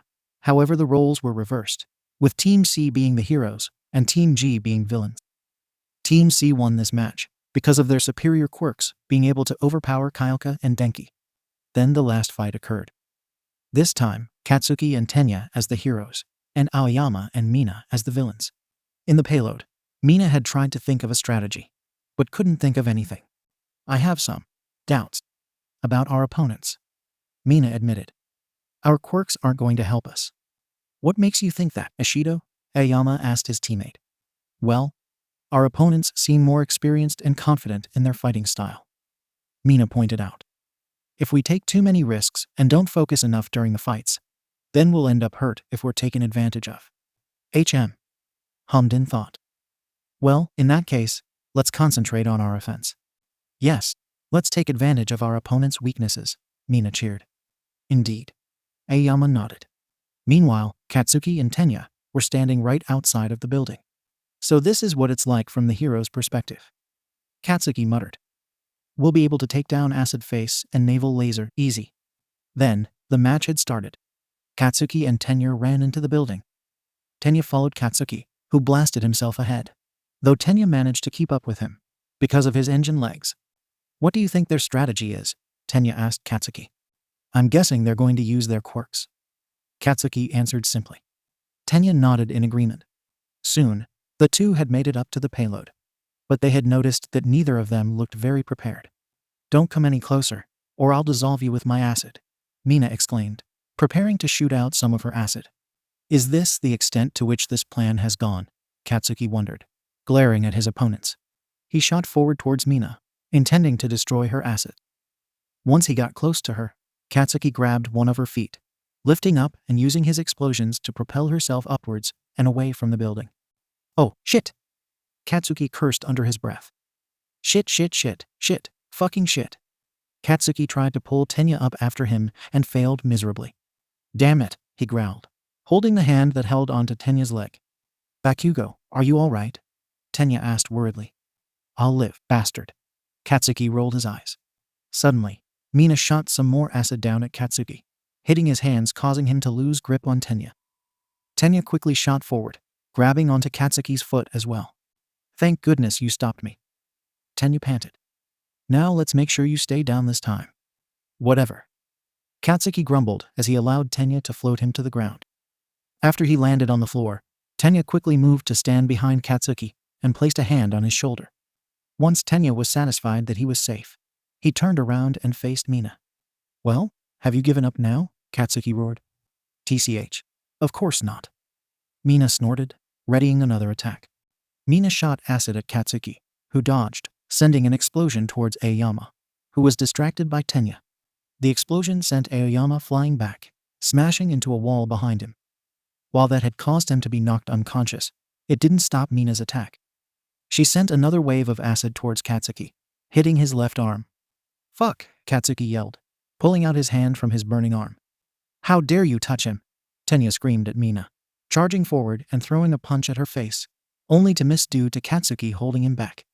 Shut the fuck up, you idiot, Katsuki screamed, glaring at the blonde boy, who continued to scream at Mina. While Mina was distracted by Katsuki, and Aoyama was left unconscious, Tenya had successfully secured the bomb. Team D wins, All Might announced. Once everyone was together, All Might had made a statement. Now see here, you've now experienced what it's like to fight villains, even though they weren't real. All Might stated. Pro heroes have to deal with villains all the time, but you should know, if this were to happen once you become pro heroes, there would have to be much more to take into account. Can anyone tell me what things? Momo raised her hand. Where the bomb is being kept, what civilians are around the building the bomb is being kept, what villains are guarding the bomb, who your allies are in the situation, and where the building is located. Momo listed off. That is correct, young Yaoyorozu. When all of those are taken into account, a good strategy is needed to secure victory. All Might explained. Though I do have a few notes about your performances. For one, young Midoriya, when you were on the hero's side, you froze up when confronted by young Bakugo, who was on the villain side. If you want to be a great pro hero one day, you'll have to drop whatever is going on in your mind. And another note ifs, that before you were going up as a villain, you tried to leave the class, of which I presume is to skip class before it's over. That is not a good explanation for anyone training to become a hero, and I'll have it followed up with your homeroom teacher. All Might's notes on Izuku were very incorrect. Had he not read the notes on each of the students? And he also told Izuku to drop his flashbacks, clearly meaning he hadn't read the notes on anyone. The rest of All Might's notes weren't as discriminatory in the brain parts of everyone, but the drawbacks of everyone's quirks. Like on his notes for Aoyama, he said, stop getting stomachaches when you use your quirk. A pro hero never feels pain, so you won't either. Or for Denki, he told him that he needed to snap out of his short-circuiting if he wanted to get past the first week of UA. All Might was a great hero, but just not a good teacher. This was even worse when he didn't read the notes of anyone at all. You are all expected to be strong. If you don't act like it, you'll never be pro heroes. Also, I even expect any neurodivergent students to act like everyone else, even though they aren't always worth it. All Might yelled in a heroic way, not realizing how hurt he made most of the class. Soon the day was over, and the school bell rang. Class dismissed. All Might dismissed the class. Izuku especially felt hurt after that class. He adored All Might. To be called not worth it really hurt him. And he knew All Might hurt a lot of the others, and by the looks of it, also Denki, Tsu, and Tenya. Izuku was sure that others were hurt by All Might, but those were the only ones that showed it physically. Izuku walked to Hound Dog's office, both excited and nervous about his appointment with him. Well, Izuku, here goes nothing, Izuku told himself. Izuku Midoriya. Hound Dog greeted. Good afternoon, sir. Izuku bowed, making Hound Dog chuckle a little bit. You can just call me Ryo during these sessions. Hound Dog clarified. Hound Dog's office was a nice and cozy one. It was clean, bright, spacious, with comfortable seating, a small table with a coffee machine, and a couple of bookshelves along the wall with a lot of other useful objects that could help. It looked quite cozy. Hound Dog gestured to Izuku to sit down on a nearby sofa. While Izuku took a seat, Hound Dog leaned against his desk and folded his arms. So, Izuku, you're here today because you have trauma from the past, correct? Izuku gulped. He knew exactly why, but at the same time, it wasn't something that came naturally to him. Yes, Ryo. Izuku anxiously nodded. Are you able to tell me more about this? Hound Dog asked Izuku. When I was about 6 or 7, I started to be constantly attacked by villains. It mostly stopped happening when I was 14, but every time it happened, I felt like I was going to die. Izuku explained, starting to cry. Hound Dog noticed this and handed Izuku a couple of tissues. I'm sorry for this, Izuku apologized, before being cut off by Hound Dog. Midoriya, there is no need to apologize. Hound Dog comforted. Those attacks must have been really hard for you, especially now, wherein becoming a hero. You'll have to deal with villains at least one time. Yeah, Izuku sniffed, wiping away his tears. It still hurts me when I think about it. And I wish I could stop thinking about it sometimes. I understand, but you cannot change the circumstances that happened in your life. But there are ways to make it feel less painful. Hound Dog advised. Ways such as talking about them. There are people out there who love you and want you to achieve your dream of becoming a hero. There are? Izuku asked. Yes, there are. Now, you mentioned something called PTSD. Yeah, it's basically just trauma, anxiety, fear of people hurting you. Izuku replied. Is that why you were always so jumpy and anxious? Hound Dog questioned. Yeah, it seems to be a part of it. Izuku sighed. Hound Dog nodded, then spoke again. So what does the PTSD represent? Izuku took a deep breath and spoke. It represents having a problem with someone hurting me, or threatening me, or killing me. It's kind of difficult to explain, but Hound Dog listened attentively and nodded. I see. He thought for a moment, tapping his finger against the desk. I'm glad you're willing to discuss this with me, Izuku. Other students like you that I've had aren't willing to be this open about their past trauma, though they shouldn't be forced to talk about the things that make them the most uncomfortable. Hound Dog paused for a second. Do you think you will continue with your therapy sessions with me next session? He asked. Of course, Izuku smiled slightly. Now what exactly do you feel when you have those flashbacks? Hound Dog asked. It's usually a bad feeling. I feel unsafe, scared, and alone. Not to mention how the flashbacks affect my body. Izuku answered. But there is one thing I always try to ignore, and that is seeing the death that happens to those that are around me. That's understandable. Hound Dog reassured. If you'd like to keep going, I suggest taking notes, doing some research, maybe even working through your trauma in a different way. Thank you, sir. But I'm not exactly looking forward to it. I guess I'm afraid that the flashbacks won't ever go away. Maybe the worst part is, I don't know what they mean. I only know that I'm feeling them, and they are awful. Hound Dog pondered for a second. How did you cope in the past with these episodes? He questioned. It wasn't easy. I would get flashbacks a lot back then too, but they weren't nearly as frequent as the flashbacks are right now. I couldn't handle them, though. I was just too weak then. Izuku replied, not liking that he brought up such painful memories, but knowing that this might be a chance for him to actually say something important about what is bothering him. And after this happened, my mom helped me out. She bought me medication, talked with me, helped calm me down. But the flashbacks have gotten worse since then, so much worse. I haven't been able to get over those villain attacks. Izuku responded sadly. Hound Dog was concerned for Izuku, and while he didn't know enough about what had caused this, what he did know gave him a sense of foreboding for when this would happen again in the future, or if ever. His instincts were telling him something was wrong. Would you be willing for me to talk to your mother?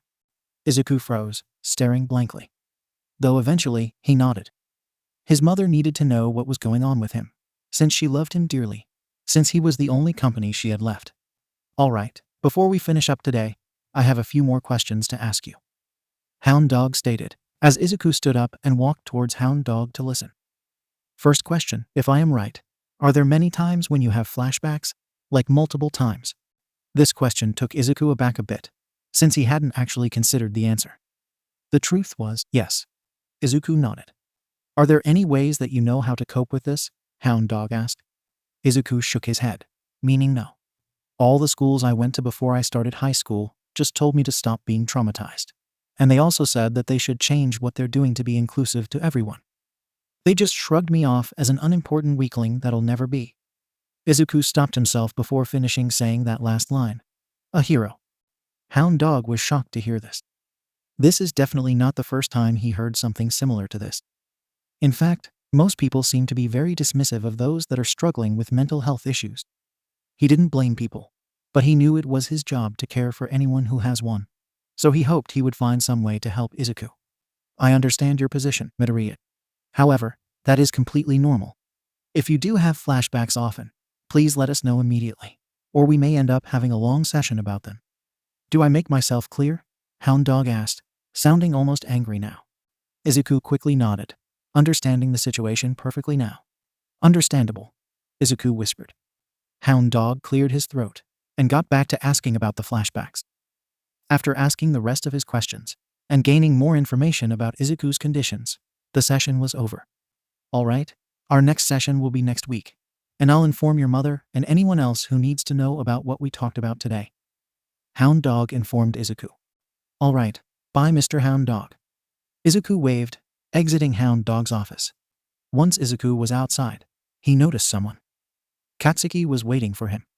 Huh, Kakin. I thought you would have walked home by now. Izuku pointed out. Well, I thought you could use some company, that's all. Katsuki explained. Well, you don't have to always look out for me. I can handle myself just fine. Izuku assured Katsuki.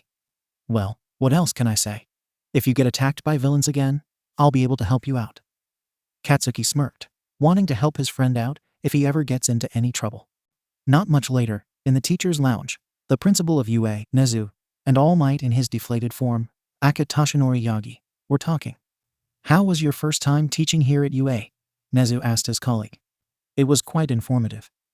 Toshinori replied. I believe it was a great experience.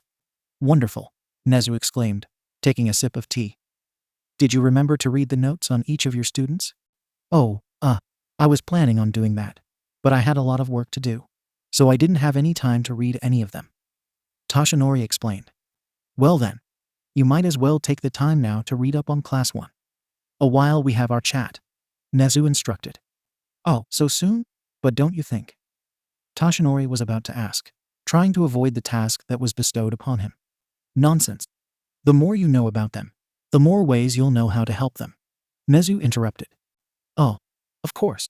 I'm just not used to this new job yet. Toshinori apologized. Would you like me to get you the files, or will you? Nezu asked Toshinori. Oh, you know what? I'll go get them. There's no point in looking for something you probably won't find. Nezu walked off. Toshinori was less than pleased. His lack of experience teaching as well as his internalized ableism made it very hard for him to be able to be inclusive when he was teaching. As he trailed off in his thoughts, he was greeted by the sound of a familiar voice. So, I heard that you're about to read the notes on my homeroom class. Aizawa walked in. Huh? Oh yeah, I didn't read them before. Toshinori replied, before being cut off by Aizawa. Before you taught your only class, Aizawa interrupted, a stern look on his face. Yeah, but I had a good reason to. How so? I was busy. Doing what? Well, I was being a hero for about 3 hours. Then I had to do some stuff around the school. And then I had to get ready to teach my first class. That's not a rational way to be a teacher. Aizawa glared. And do you know how I know you didn't read any of the notes? Momo Yaoyarazu told me that you said neurodivergent students should be like everyone else, even if they aren't worth it. Well, you shouldn't have to accommodate the needs of neurodivergent students to make things more inclusive for them. Toshinori replied. If they want to be treated the same way as everyone else, then maybe they should leave. And do you really think that they would? Look around at how many kids are struggling in their classes at UA, Aizawa challenged. If you want to be a good teacher, then you should know that disasters and villain attacks aren't the only unfairness the world has to face. Neurodivergent people don't choose to be neurodivergent. It doesn't help that society chooses to mock them instead of help them. And yet you're still making exceptions for them. Toshinori sighed. realizing he wasn't getting anywhere with this argument at the moment. I do, because that's my job, Aizawa replied simply. But you need to learn a lesson from all these examples too. Don't forget, we've got a lot of kids who struggle with learning. They don't choose to become neurodivergent.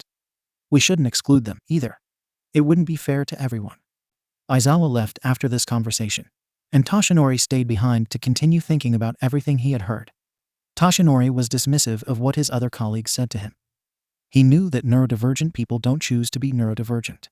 But he didn't know why inclusivity mattered so much. Before long, Nezu came back into the room, holding 20 folders. Here are the notes of all of your students, Nezu announced, giving them all to Toshinori, who put the pile on the table in front of him. So do you have anywhere else to be or? Toshinori inquired. No, except for here, where I'll be supervising you while you read the notes, Nezu replied. Toshinori was less than surprised to hear this. After all, Nezu was known to be quite observant. Plus, he had to give Toshinori enough credit to admit that he had been ignoring his own advice, despite telling him to read the notes. Great, Toshinori muttered, before opening up the first folder. Both of them remained quiet. This was until Toshinori got up to Izuku's notes. Izuku couldn't believe his situation right now. It was his third day at UA, and he was overstimulated. And it's not like any of his classmates, besides Katsuki, knew about his autism, because he was worried that he'd get bullied, much like how he was in his junior high years. The only reason he hasn't committed suicide was because of Katsuki protecting him and assuring him that he wasn't weird or unnatural. Or even dare one call him retard. And despite how hard Izuku tried not to let those words affect him, the only thing that caused him to feel that they weren't true was the validation he received from Katsuki. He was grateful to have someone willing to stand up to those bullies for him, even if it was someone mildly aggressive like Katsuki. But back to the point. Izuku was overstimulated. He didn't sleep much last night, because of some slight listening in on a phone call his mother was having with Hound Dog after his appointment with him. Since Izuku's apartment walls were pretty thin, so it was purely a mistake that he was listening in. Along with that, he also tried to figure out why his classmate, Hitoshi, had multiple quirks. The best conclusion he could come up with was that, in his words, his second quirk is a byproduct of his first quirk, and he was very sleep-deprived when he had finished his analysis. So crappy thing #1 ticked on the list of crappy things that happened to Izuku that day. Then there was school. Katsuki and Izuku had got there slightly later than they did the previous day, because Izuku ended up accidentally sleeping in that day. So there were slightly more people in the classroom before homeroom started. Hitoshi was in the classroom by the time they got there, so at least Izuku could interview him about his 2 quirks. But he ended up not being able to do it at that time, because he was busy thoroughly apologizing to Katsuki because of the green beans oversleeping. Though Katsuki accepted Izuku's apology every time, because he knew it was an accident, and that Izuku didn't mean to do it. But that didn't mean Izuku ended up interviewing Hitoshi in private. So crappy thing #2 ticked on the list of crappy things that happened to Izuku that day. But the crap doesn't end there. After homeroom, which was actually relatively peaceful, was English, with present Mike. Now don't get Izuku wrong. He adored present Mike like Aizawa adored sleeping. But Izuku didn't enjoy how loud he would get, even if it was part of his quirk. So built-up anxiety from his first subject of the day meant crappy thing #3 ticked on the list of crappy things that happened to Izuku that day. Then after a crappy period of loud English was an even crappier period of math with ectoplasm. Though the teacher wasn't the one causing all of the noise, just about everyone in that class was talking, though it was almost always on topic, so ectoplasm didn't mind. Izuku, on the other hand, he'd rather be thrown into a volcano that's about to erupt than be in a noisy class like that. And what was worse was that Izuku couldn't focus because of the noise, so he didn't quite finish the work that was assigned to him. So he had to finish that alongside the homework that was assigned to him. And you know what that means. Crappy thing #4 ticked on the list of crappy things that happened to Izuku that day. Then there was third period, hero training with All Might. Izuku didn't know what it was, but something seemed off about All Might that day. He was treating most of the students, including Izuku for that matter, like they didn't even know the most basic information. But apart from that, the class was learning about hand-to-hand combat that lesson, and what to do if they were ever outnumbered in battle. And Izuku went how you'd expect a semi-overstimulated person would go. He did, kind of good, though all of the touching bothered him quite a bit.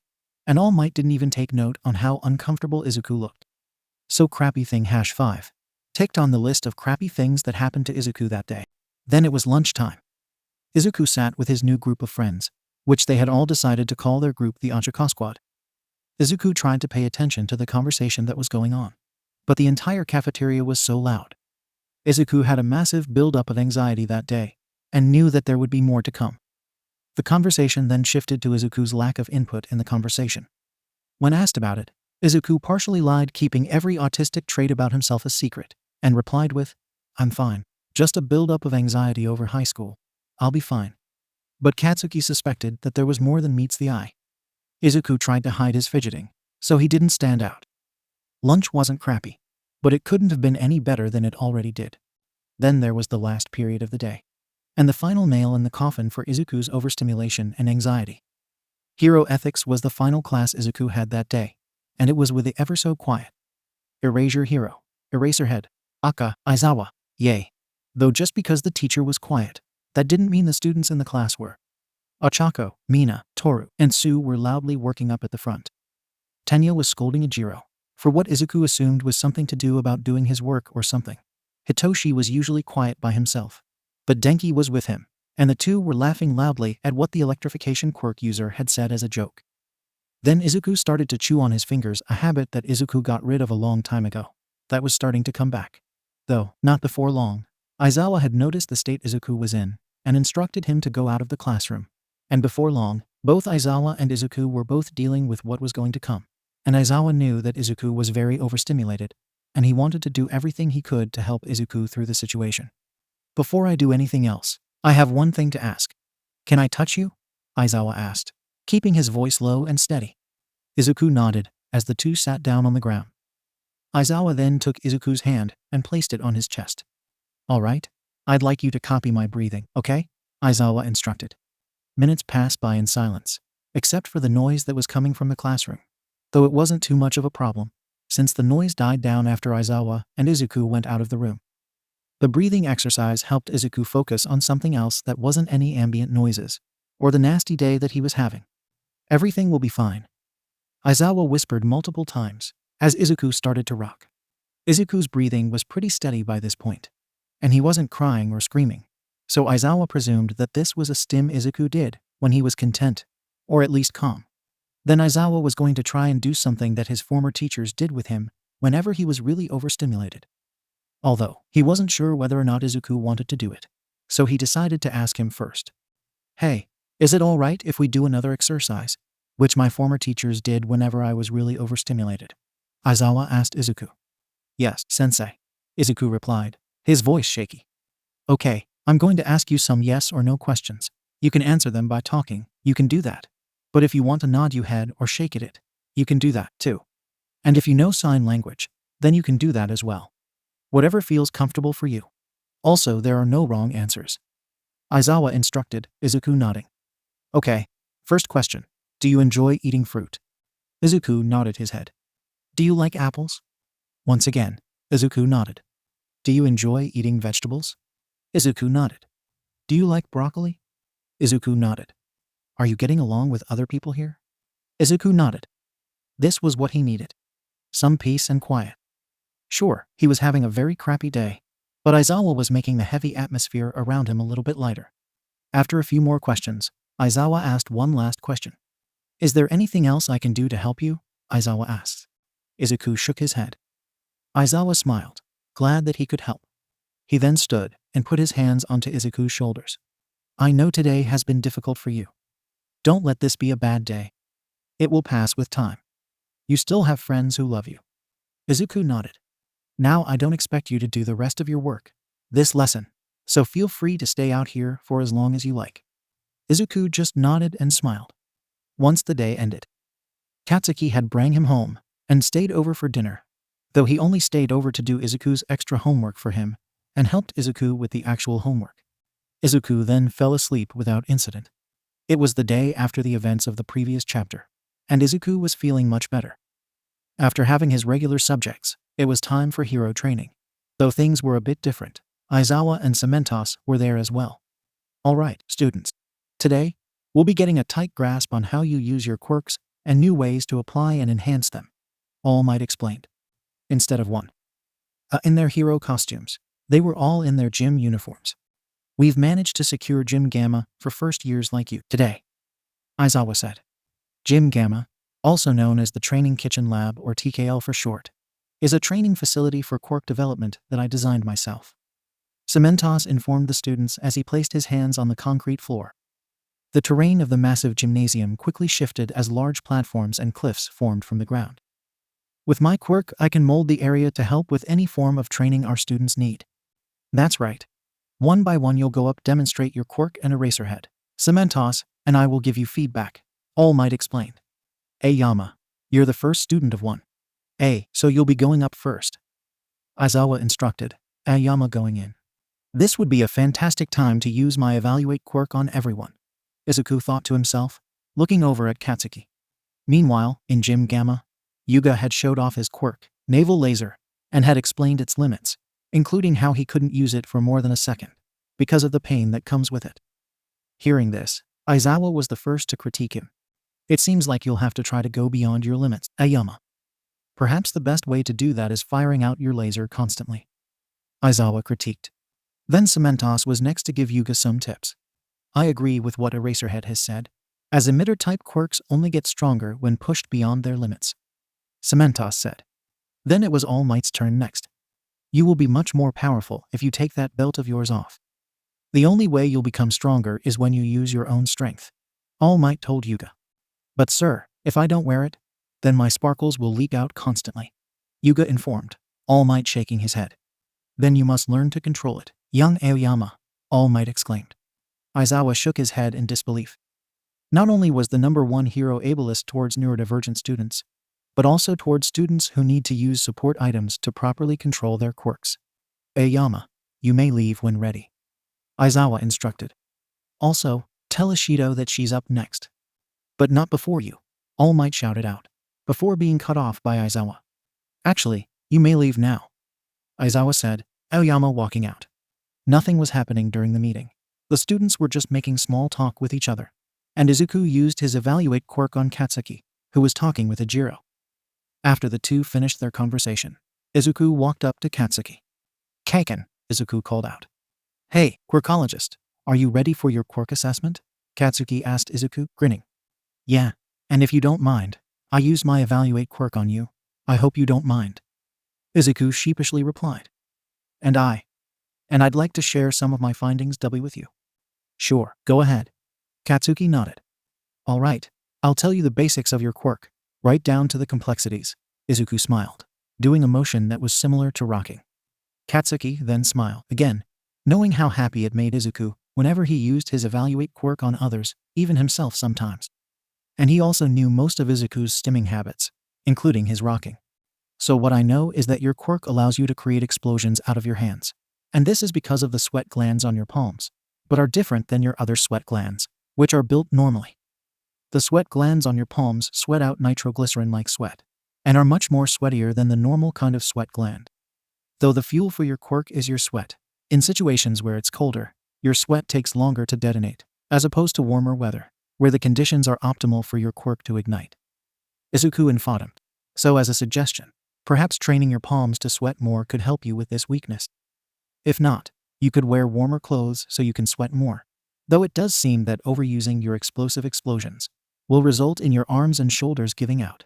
So with most emitter-type quirks, constant usage will eventually make your quirk stronger. Katsuki nodded. I see. Thanks for the advice, quirkologist.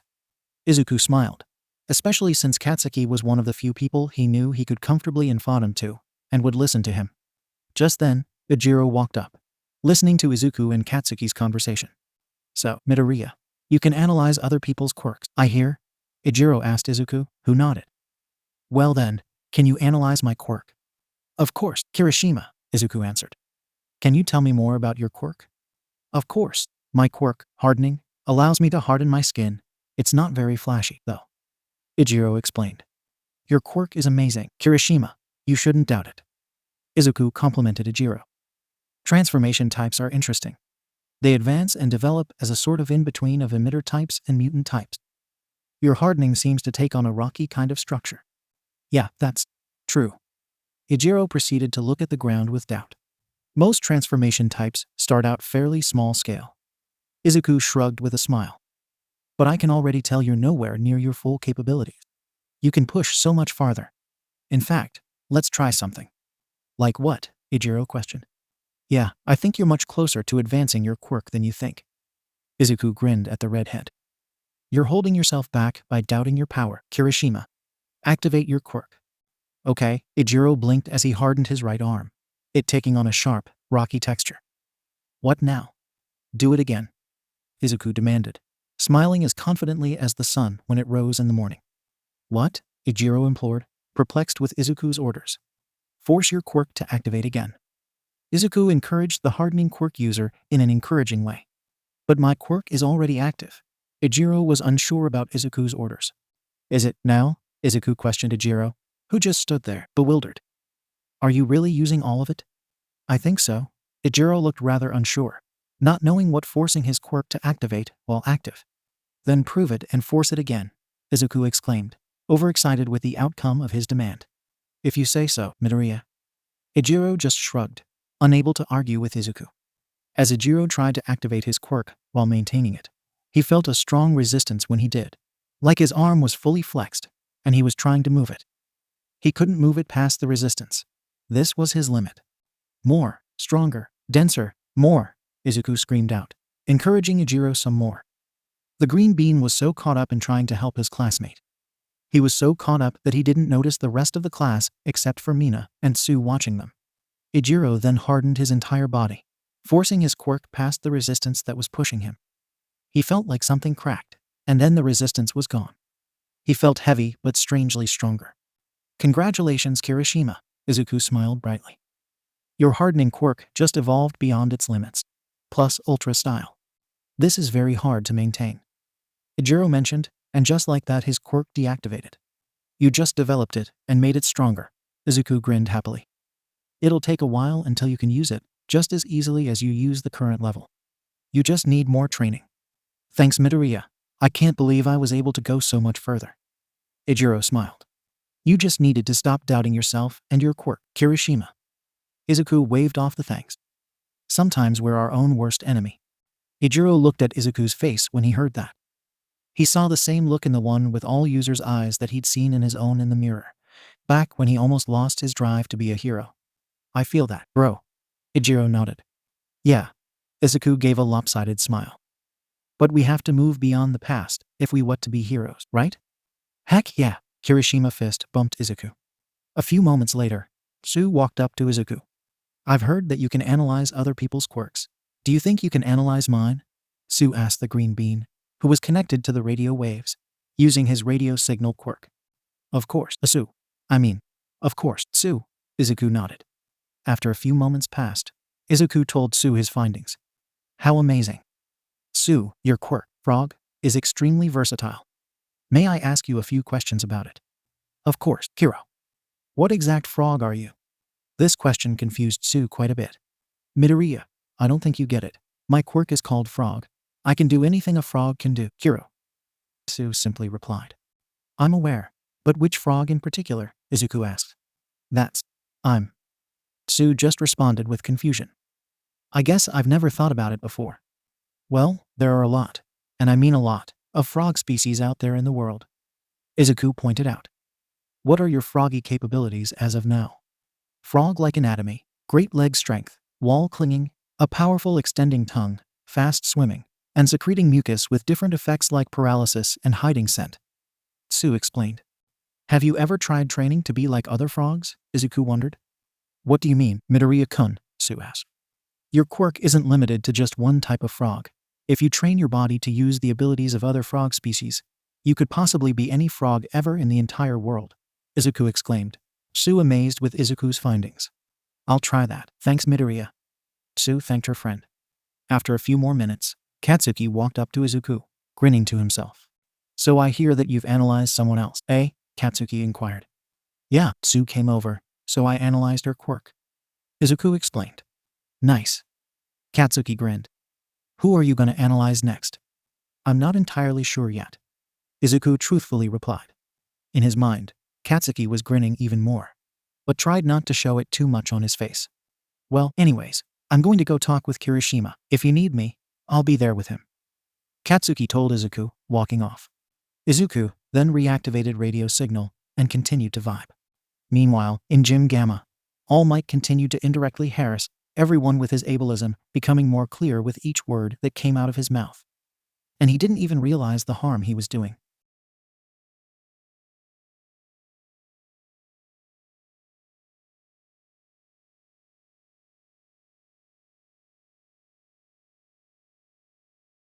Yo, Midoriya. Tsu told me that you can analyze other people's quirks. Do you think you can analyze mine? Mina happily asked the green bean. Sure, Ashido.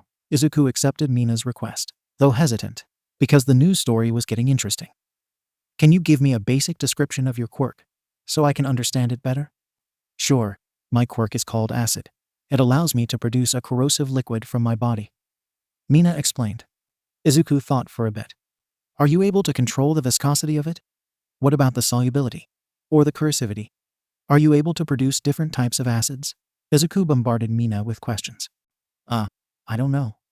Mina replied, a little bit of anxiety showing in her face. Then perhaps you should study up on some chemistry. If you can freely control which acids you produce, you could become irreplaceable in dozens of situations. As for direct applications, I'd recommend focusing your control on both solubility and viscosity. The more control you have over your acid, the less likely you are to harm someone by accident. Izuku gave some advice to Mina, hoping to help her out. Yeah, controlling the properties of my acid would definitely help me a lot. I hurt myself a few times growing up by creating stuff that was too strong for me to handle. Mina admitted with a sheepish grin. Well, I hope my advice can help you become better at using your quirk. Izuku hoped. Anyways, thank you, Midoriya. Mina thanked, walking off. Izuku nodding, soon continuing to listen to the radio signals. The news broadcast was still talking about the robbery, so Izuku listened in on it some more, this time taking notes on it with his notebook, which he had brought to class in case he'd figure out why Hitoshi had 2 quirks. Izuku had noted most of the important details of it, including the fact that Rabbit Hero Mirko managed to deal with this event. After that, Izuku then took notes about his classmates' quirks, and was deep in thought, until… Hey, Midoriya, Denki screamed out, startling the broccoli boy. What do you want? Izuku huffed, not realizing that it was Denki. Don't you know it's extremely mean to sneak up on someone with PTS? Izuku then looked up, realizing that it was Denki who startled him. Izuku then started blushing a bright red. His cheeks were so red that they could bring any fully grown tomato to shame. Denki soon started blushing as well, having an apologetic expression on his face. Sorry, Midoriya. I just heard from a certain explosive blonde that you can analyze other people's quirks. Denki apologized, as Izuku was embarrassed that he accidentally revealed one of his deepest, darkest secrets to someone he had hardly knew at the time. I apologize if I scared you, or triggered anything unpleasant. Please don't tell anyone else about that, Izuku demanded, still a blushing mess as Denki then nodded in agreement. So anyways, about your quirk analysis. Tell me more about your quirk, so I can get a better understanding of it. Oh yeah, my quirk is called electrification. It allows me to produce large voltages of electricity, and I can let that stored electricity release into my surroundings, though currently, have no way to direct said electricity as of now. Denki explained. And if I use too much electricity, I turn into a complete dum-dum. I see. Your quirk is of a very rare typing. It would be a shame if it went to waste. Izuku muttered, slightly dissociating. Midoriya, you okay? You seem to be blanking out. Denki asked the victim of trauma. Soon, Izuku then snapped right back into reality. Oh yeah, I'll be fine, hopefully. Izuku reassured Denki. So your quirk. Have you ever thought about using support items to help you direct your electricity to specific targets? I have sort of thought of that. I've never really had a specific thought about it, Denki admitted. And about the part with you becoming a total idiot. Have you ever tried to control your electricity, instead of focusing on how much of it you produce? Izuku soon asked the electrical teen. Now that I think about it, I haven't. Thanks, Midoriya. This'll make quirk usage much easier. Denki thanked the broccoli boy. And don't worry, I won't tell anyone about your… You know what? Izuku smiled at this, since he wasn't intending on any of his classmates learning about Izuku's trauma, so it was good to know that the leak was plugged before it broke. Denki then walked off, leaving Midoriya back with his notebook. Once he had finished his notes on everyone, He tried to figure out more theories to why Hitoshi had 2 quirks. Several theories included: he was born with a condition that left him with 2 quirks. He had a quirk awakening, giving him his extra quirk. Somehow someone transferred his second quirk into him. Or he's the result of a perfect quirk combination. Then Izuku blanked out again. There was nothing. Nothing. After a few minutes, Izuku heard a voice. "Hey, quirkologist," Katsuki screamed, snapping Izuku back into reality. "Kaken," Izuku blurted out. "Were you dissociating again?" Katsuki asked Izuku. "Maybe." Izuku lowered his head in shame. "Wherever you were in your mind, you're not there anymore. You're here with me in ground beta." Katsuki comforted. "Yeah, I know." Izuku nodded. "Did you need me for something, Kaken?" "Human Minecraft heard about your analyzing skills, and she wanted you to analyze her quirk. But you were dissociating, so she came to me." Katsuki explained. "I'll bring her over." Izuku smiled, happy to analyze another person's quirk. Soon enough, Momo had walked up to Izuku. "So, what can you tell me about my quirk?" Momo asked, smiling. "Before that, what can you tell me about your quirk?" the green bean inquired. "My quirk is called creation. It allows me to create stuff as long as I know its atomic structure, and if I have enough body fat." Momo explained. "I see." Izuku nodded. "I must ask you something. What kind of style were you going for with your hero costume? I also need space on my body for me to be able to create the stuff I want to create." Momo explained. "I see. Did you think of the possible sex appeal that would come with your costume?" Izuku asked, taking notes. "No, not really. I just told the costume manufacturing company that I need skin exposure. I didn't even think of the possible appeal that could come with." Momo answered. "If you'd like, I'd gladly make you some adjustments to your costume. I'm really good at sketching."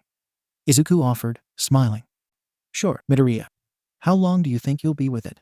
Momo inquired. "I'll need a picture of your hero costume for reference, so once you get me that, I'll be able to start." Izuku replied. "And I have a question about your quirk. When you've finished using the item you've created, what happens to it?" "Usually, I just wait until it gets destroyed." Momo raised an eyebrow. "And what if the item you create is basically indestructible?" Izuku asked. "Well, I guess it just exists." Momo shrugged. "Have you ever tried absorbing what you create back into your body?" Izuku asked. "No, I haven't. I'll definitely have to try that next time I use my quirk." "Thanks, Midoriya." Momo thanked Izuku, walking off. "No problem," the green-haired Wonder Ball exclaimed. After Izuku's meeting with Momo, Izuku went back to his notes, thinking about which of his theories about Hitoshi's quirks was most likely to be correct. He knew that his third theory was very wild, though it wasn't totally out of the window either, since it'd definitely explain why his second quirk caused harm to him, though it brings up a whole lot of other questions, such as, who gave him his second quirk? Why was he chosen? Does his second quirk run through his family? Or, why would he lie about only having one quirk? Then the next wildest theory was his second theory, since quirk awakenings aren't always uncommon for people with villain quirks. Izuku would definitely know.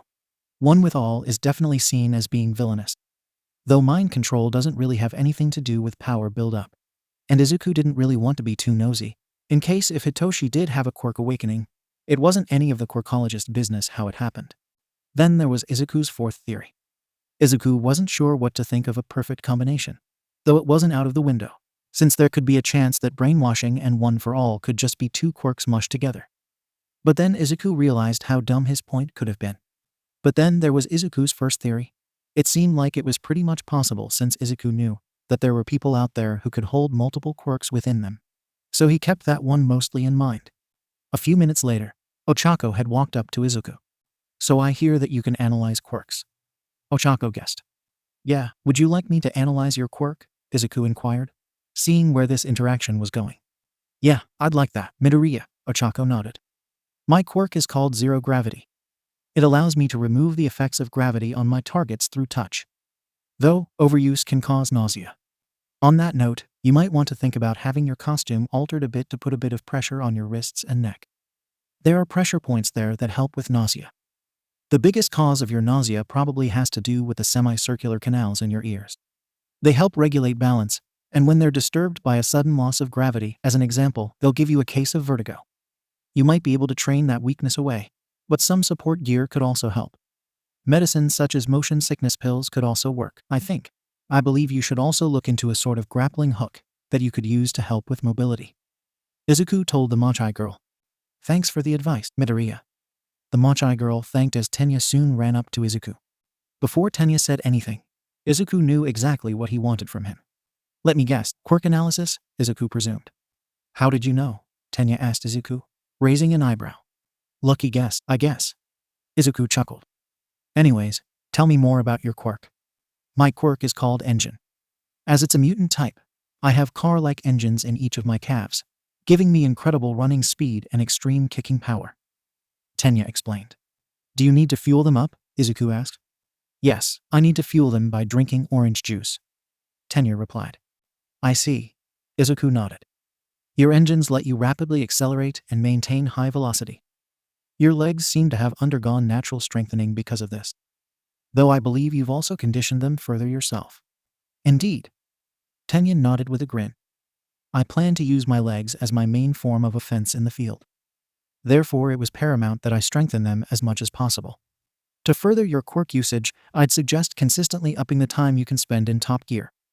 The longer you can maintain max speed and output, the further you'll push your quirk. Mutant-type quirks only advance when physically forced past their limits. You may also want to incorporate the most efficient cooling system you can fit into your costume.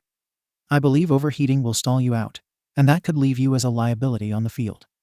Izuku explained. Indeed, when I hit maximum output, I can usually only maintain it for a short 10-second burst, Tenya informed the one-with-all user. As I further develop my quirk, I hope to be able to not only increase speed, but how long I can maintain it as well. That sounds like a great idea. What are you currently working towards achieving? Izuku questioned, curious. My goal for now is to reach full potential and be able to move independently. Once I achieve that, I will focus on the strength requirement. Tenya explained. That makes sense, Izuku nodded. You'll probably also need to figure out a way to get rid of excess weight. A lot of people lose unnecessary pounds when exercising. So maybe a little exercise can help with that. That'd help you reduce the calories needed to keep your engines running. It sounds wise to take action with these recommendations. Thank you very much for them. Tenya thanked, bowing respectfully. This caused Izuku to blush. There's no need to bow, Ida.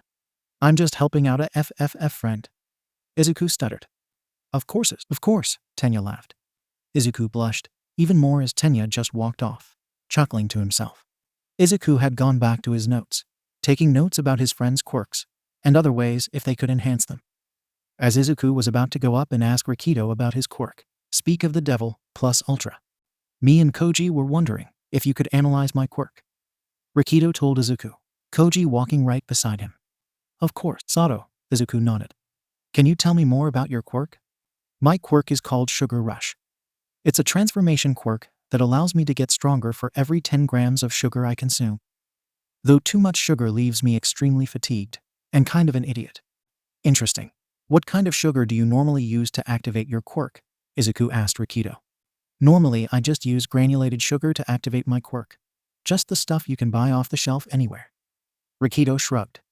Have you ever tried other forms of sugar for activating your quirk?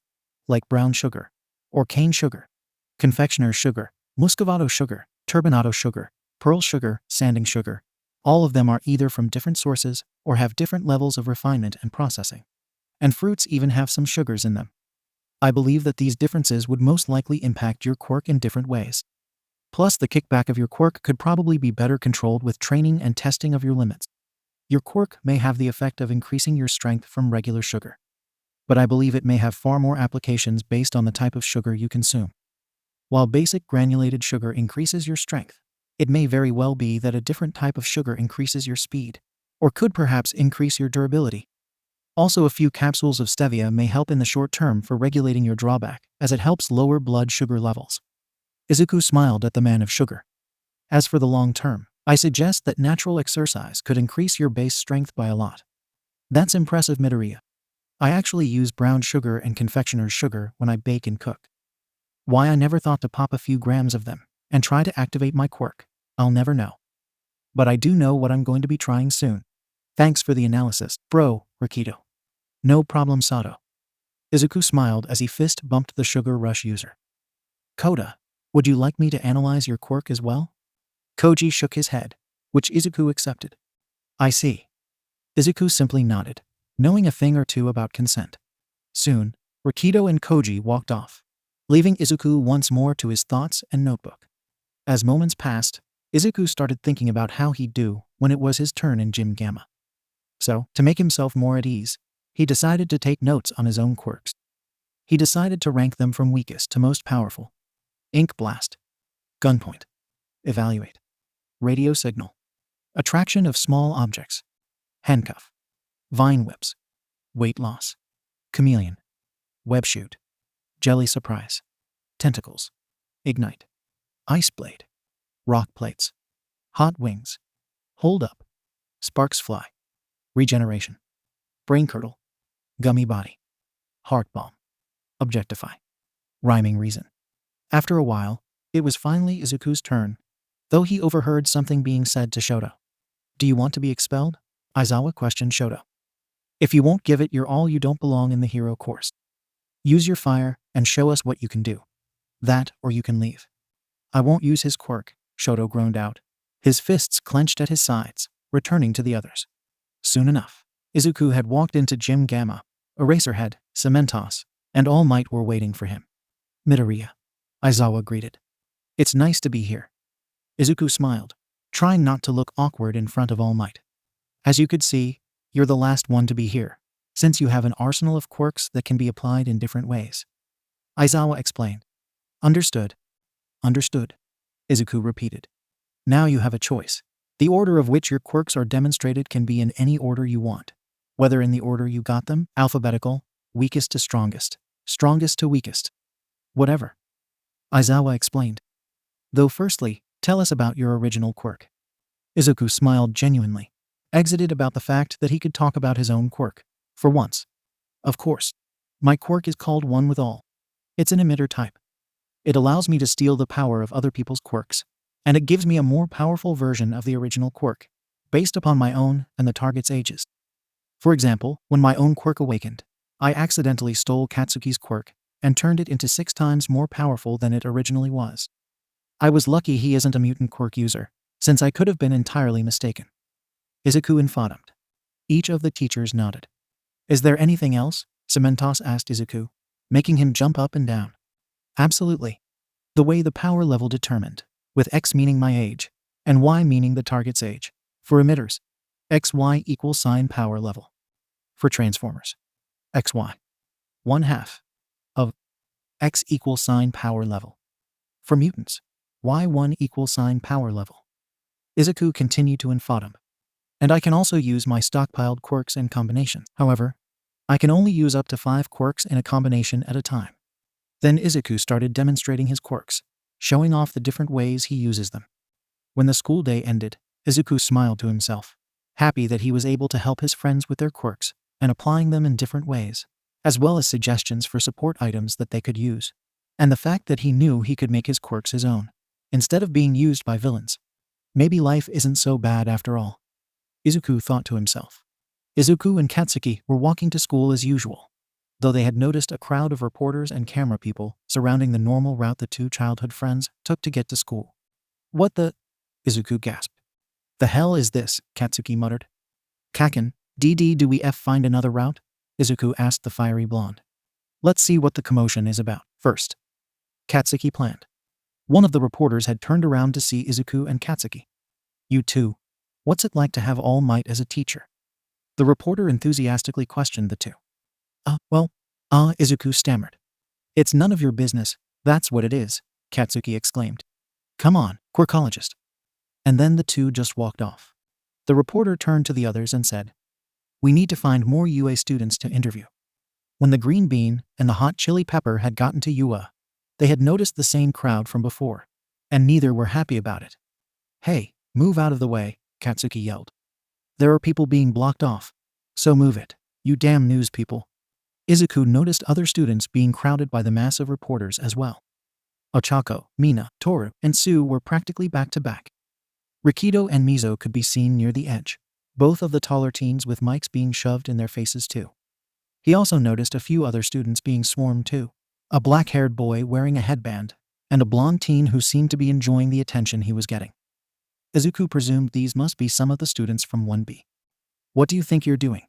A loud, growling voice barked out at the group of reporters. Several of the students let out sighs of relief as Hound Dog showed up. "You're interfering with our students' ability to get to school. Cease this harassment of our students and leave the premises or the police will be called." "We just want to know about All Might," a reporter yelled back. "All Might isn't available for interviews today, so leave," Aizawa stated while walking up to the gate with present mic. "Why should we listen to such a shabby-looking man?" a different reporter demanded. Aizawa just exhaled heavily. This is why he hated the media. "You know, they're causing such a ruckus. They're almost like villains." Present Mike whispered to Aizawa. "Can't we just beat them up?" "Not unless you want your reputation dragged through the mud." Aizawa shook his head. "Let's just wait for the police." While Aizawa and Present Mike kept the reporter's attention, Hound Dog ushered the students past the gate so they could get to class. Izuku calmed down from the surprise of a reporter ambush as he and Katsuki walked to class. One reporter had gotten too impatient and tried to cross the gate after the last of the students had entered. She was met with UA's security system, also known as the UA barrier, as the massive steel gate slammed into place. With over a meter of reinforced steel between them and any form of All Might interview, the multitudes of reporters had no choice but to complain and wait. "This is why I don't like crowds," Izuku muttered. Soon enough, both of them had gotten to class, to find that there were discussions about the event that happened that morning. "The one day I decide to come earlier, I'm just about ambushed by the news," Mina complained. "Ashido, I thought you were more social than that," Ochako pointed out. "I am, but it's just the noise of the crowd that bothers me," Ashido admitted. "I definitely feel that, Ashido." Izuku listened in. "Good gosh, those reporters were so twisted." Toru joined in as the class chatted. "You said it." Kyoka shook her head. "Didn't expect to get hounded for an interview about All Might this morning. They shouted so many questions at me. I couldn't get a word in anyway." Rikito scratched his left cheek. "I'm glad Hound Dog showed up when he did, Kiro." Suyu smiled softly. "Yeah, it was getting to be a bit much." Ochako messed with her hair. "Take your seats, homeroom is about to start," Aizawa announced as he entered the classroom. And with that, everyone rushed to their seats. "You all have an important decision to make," Aizawa told the class. "Something that'll affect the entire class dynamic going forwards." The entire class tensed up, expecting something along the lines of expulsion. "You need to choose who your class representatives will be." Everyone in the class was shocked. That's so normal," Class 1A exclaimed. "I wasn't finished yet," Aizawa scolded the class. "You'll all have to decide who will be representing the class before Wednesday, so choose carefully." And with that, Wana started discussing possible candidates, with almost everyone nominating themselves. Desire doesn't equal ability. The class representative should be someone that everyone can put their trust into, Tenya pointed out to everyone. "But Ida," Sue spoke up. "We've only known each other for about a week. That's hardly enough time to put at least any trust into one another. Even if that's the case, whoever leads the class has to have the most qualification out of all of us," Momo pointed out. "Yayurazu's right. The best way to decide would be to have a vote." Izuku nodded. All of the class nodded, and they decided to vote. The only rule was that they couldn't vote for themselves. After everyone had voted, the results were announced by Tenya. 1 vote for Bakugo, 3 votes for me, 5 votes for Midoriya, and 11 votes for Yayurazu. Tenya read out. "Meaning that Yayurazu will be class representative, and Midoriya will be vice representative." Izuku stared at the number stunned. Momo was also stunned with the outcome of the vote, beginning to smile. "So, your representative is Yayurazu, and your vice representative is Midoriya." Aizawa spoke up as the green bean and beef stew stood in front of the class. Izuku was trying not to fidget while Momo smiled. "I'll do my best to be worthy of the trust you placed in me." Momo bowed to the class. Izuku started smiling as well. Though, he didn't get why anyone would want to vote for someone like him. He could end everyone's hero careers. He almost did it to Katsuki when they were kids. But either way, Izuku was happy with being vice representative. Later, after math class, it was time for lunch. "My head hurts," Kaminari whined as the Ochaka squad, plus a few others, all went through the lunch line. "Are we sure that was high school math? I think ectoplasm has us doing university-level stuff." Not to mention that we already have homework for both English and hero ethics. Mina groaned as she sat down. Homework every class is going to kill me. The students all started to eat.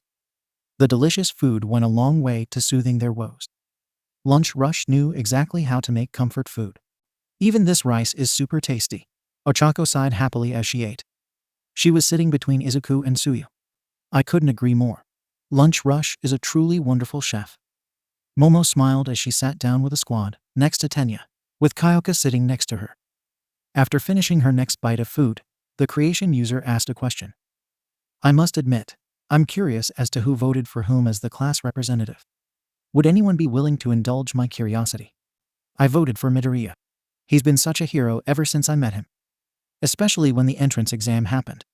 He took down the 0-pointer when everyone else was either injured or running away, like a coward. Ochako replied to the beef stew's question.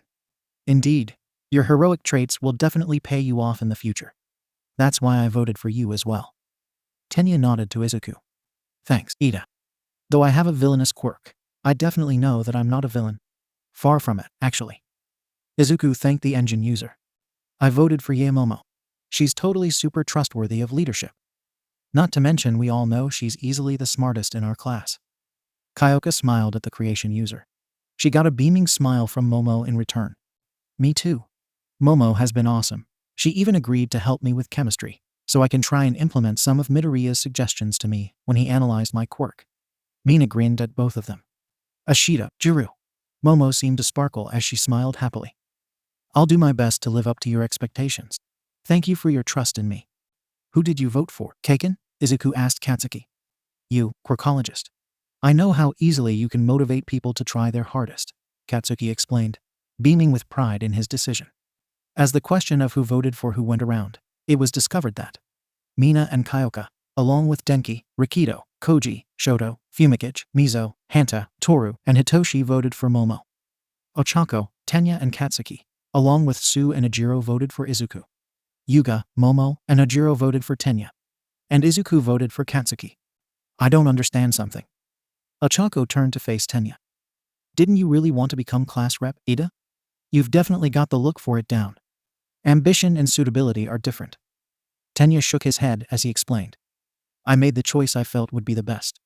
The admiration I hold for my brother is what inspired me to become a hero.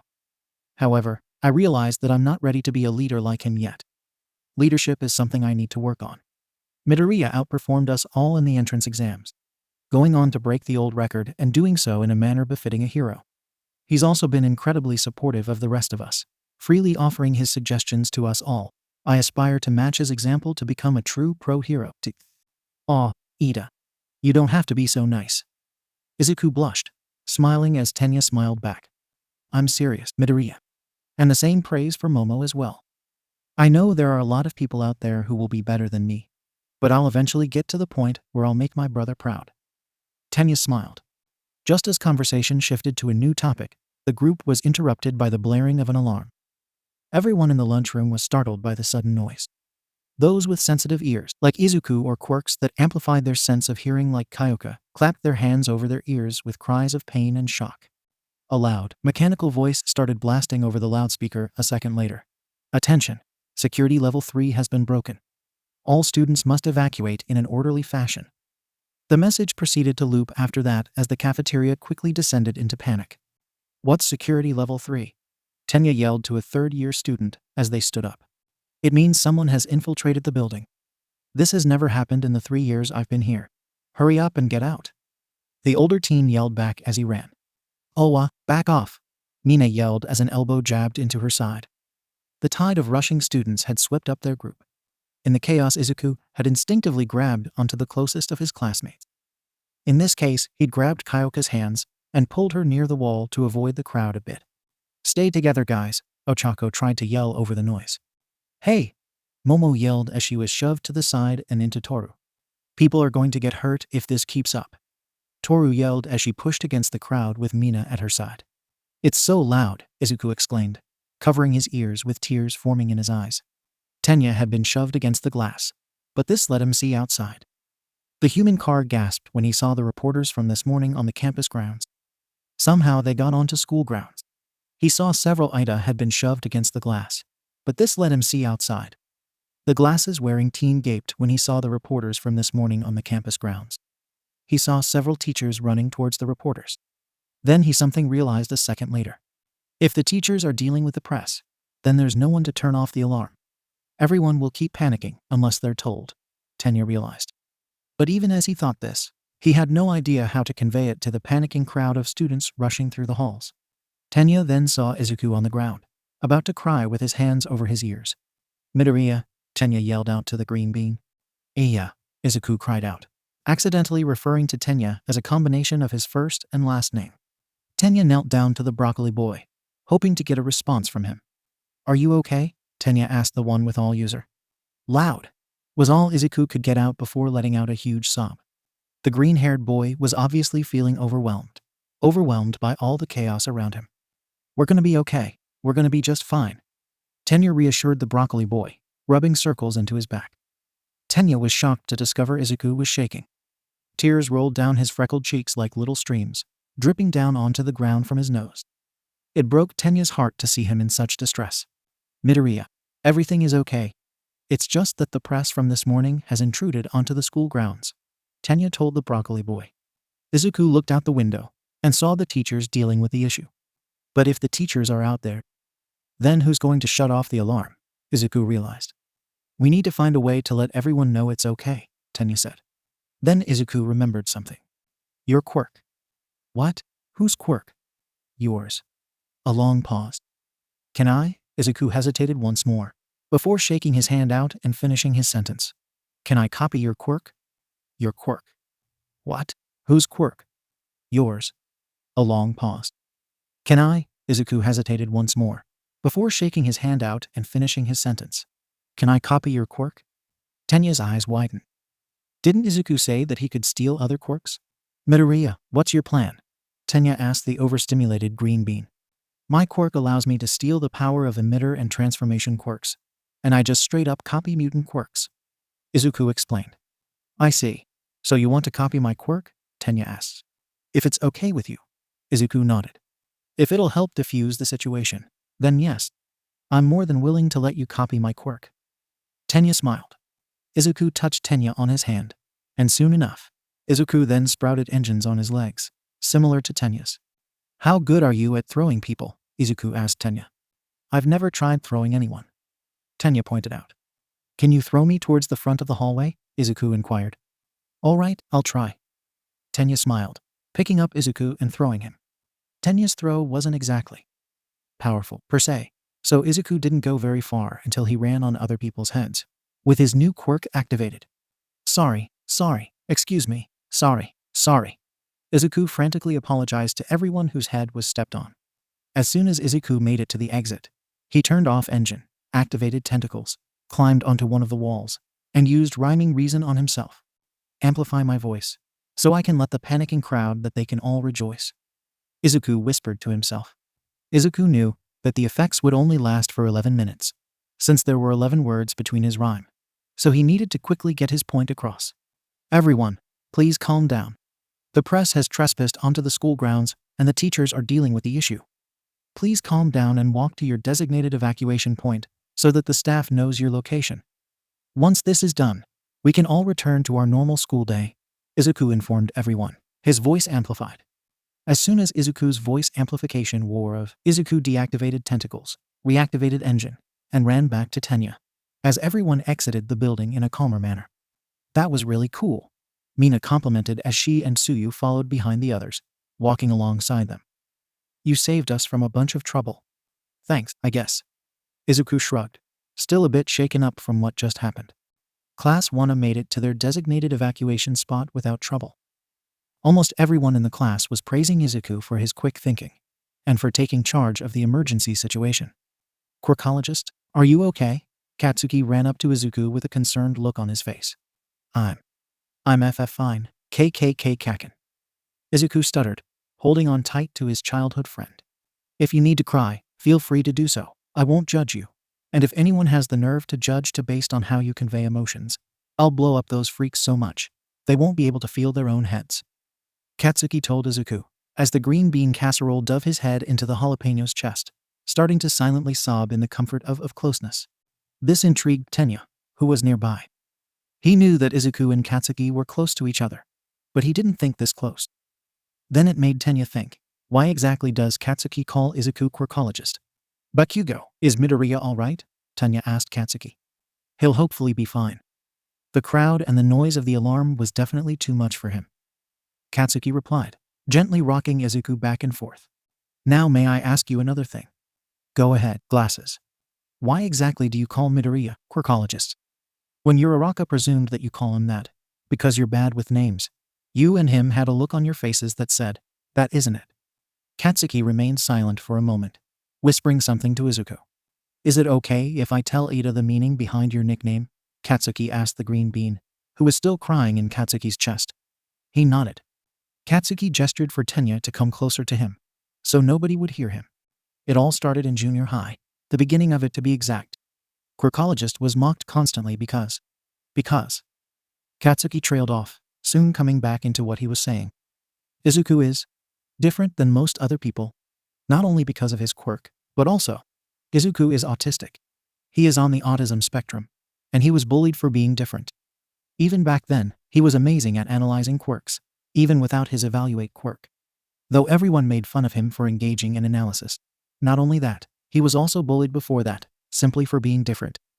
You see, back when Izuku was 8, he had a pair of noise-canceling headphones with him anytime it was too loud for him. He used them up until he was 11, which was when he started to get mocked for wearing them, so he stopped wearing them. And even in junior high, he was bullied for being autistic. I was pressured into joining in, but I never gave in. It didn't help that our old school accepted bullying. So, I did the best thing I knew I could do. People would often call him dumb or unnatural, or the most bitch out of all of them would dare to call him retard. So what did I do? I gave him a nickname that made him feel like he belonged. One miserable day, I asked him about the stuff that he'd been called, and so, with his permission, I gave him the nickname quirkologist. Tenya smiled a teary smile, feeling sorry for what the green bean had to go through during junior high. Then, he had gained the courage that most people didn't know about him. I see. Well, if Izuku's listening in, I'm autistic, too. Tenya told both Katsuki and Izuku. Katsuki perked up, starting to smile. That's good to hear. Now I know that I can trust you. And I think Izuku is happy to know that as well.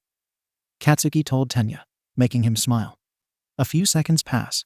Then Izuku lifts his face, now covered in tears, off of Katsuki's chest, which was now also covered in the broccoli boy's tears.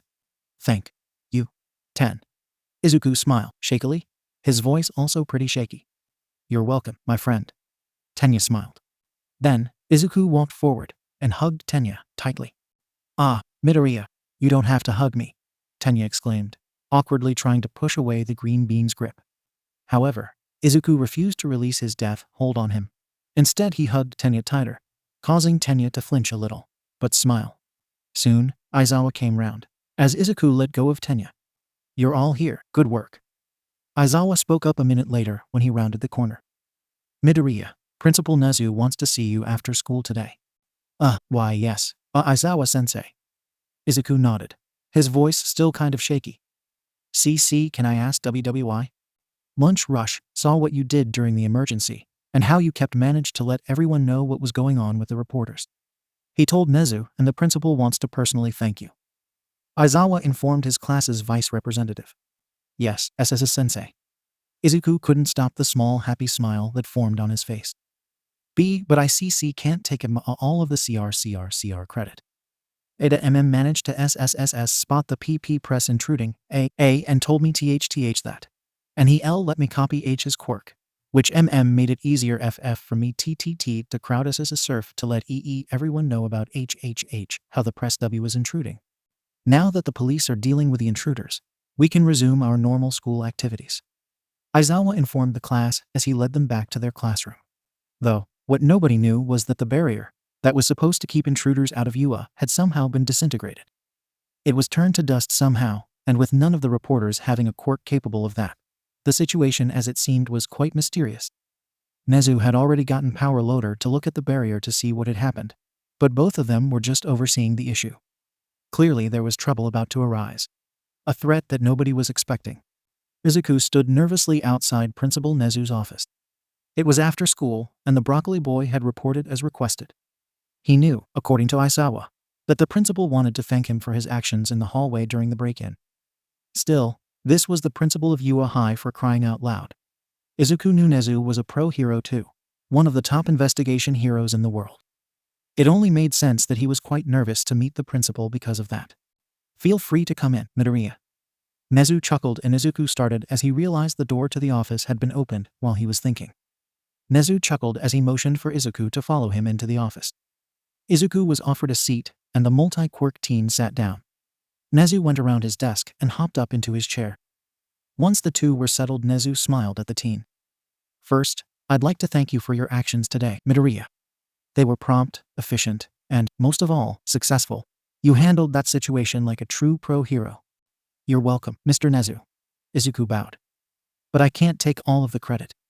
Tenya Ida managed to spot the press intruding, and told me that the press was intruding, and he let me copy his quirk, which made it easier for me to crowd surf to let everyone know about how the press was intruding." "I see. Well, I'll thank him personally tomorrow." Nezu smiled. "Now I was thinking, would you be willing to help me and Power Loader with an investigation?" "What kind?" Izuku inquired. "When I got Power Loader to check what happened to the barrier, and he told me that it was disintegrated. And so, I wanted to see if he wanted to help us out and see what could have caused it." Nezu offered. Sure," Izuku replied. "All right, head outside and check back with me tomorrow to tell me your findings." Nezu instructed. "Okay, thank you very much." Izuku bowed again, getting up from his seat. "Bye, Mr. Nezu. See you tomorrow, Izuku," Nezu replied. Izuku left the office, making his way towards the now destroyed barrier of Yua. As Izuku was investigating, Katsuki ran up to him. "Quirkologist, how'd the meeting with Nezu go?" Katsuki asked Izuku. "It went fine. And he wants me to look at the remains of the Yua barrier. Apparently that's how the press managed to intrude on the campus. Somehow it was destroyed," Izuku explained. "Oh really? What did it look like?" Katsuki questioned eagerly, looking over Izuku's shoulder at the remains of the Yua barrier. "Well," Izuku hummed, trailing off slightly. "He said it was destroyed. But he said I should try looking at the remains to see what exactly could have done it. So, basically, he wanted you to look at something he doesn't know about," Katsuki questioned, taking notes. "Yeah, it seems that way," Izuku agreed. "Huh, sounds exciting," Katsuki grinned. "Yeah, but," Izuku sighed, a frown forming on his face. "I know why he wants me to check out what happened, but it sounds kinda dangerous to do. Definitely a villain out there who wants to attack Yua." Meanwhile, in a bar-like setting, two villains were talking. One looked like he was made up of purple fog, and the other had light blue hair, and looked like he needed some chapstick. "Did you find out more about the boy's whereabouts?" the fog guy inquired. "Of course I have. And I figured out the best way to finally get him to join the league. And that is, we attack the unforeseen simulation joint. It's connected to the place where All Might teaches Yua.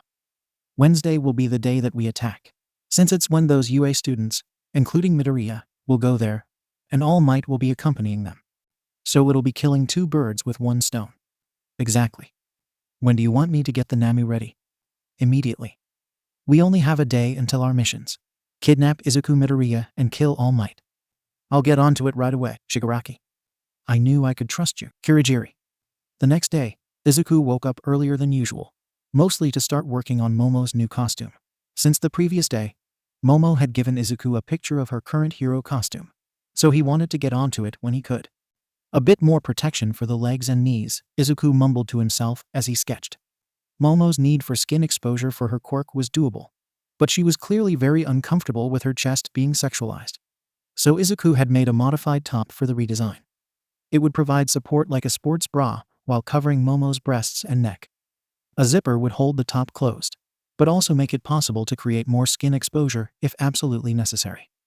This would also leave the majority of her back exposed, the largest amount of surface area on the human body, so she could easily create larger items. The shorts he'd sketched would cover more than her current leotard did as well. They went down to just above mid-thigh and had a utility belt stitched onto them, allowing Momo to carry supplies into the field. This left her stomach fully exposed from just under the top down to her hips, another large skin surface area she could use for bigger creations. This left more of her arms revealed for making small items on the fly. He also incorporated some elbow pads to protect the joint and enable Momo to throw elbow strikes with more force if necessary. Finally, he was finishing up his sketch with her boots. The ones she currently had were heeled, which wasn't as practical for Momo's mobility. So he'd made the design with standard soles and had them go up to just under her knee. The sketch added shin guards to protect her legs and allowed the option of more damaging kicks. A set of knee pads to protect her joints, and he felt the design was complete.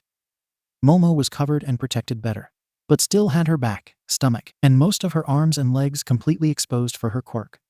After he finished his design, Izuku went out for his morning run. Though, this time, it would be different. Izuku wore longer pants, so he could hide the fact that he was using engine, aka his new quirk he had gotten from his second best friend. Izuku wanted to train it, so he could control it better. Plus, it would be useful for running or fighting, especially if he ever needed to flee from something, like, say, a building that was about to fall down.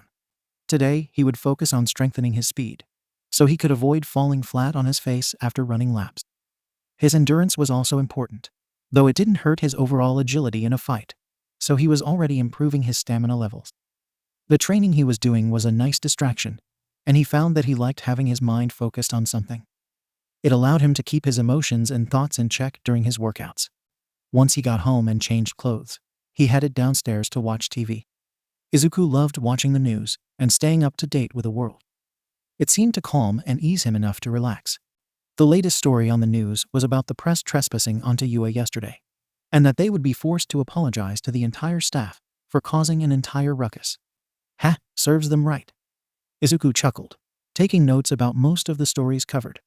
As for the disintegration of the Yua barrier, the cause of it is currently unknown.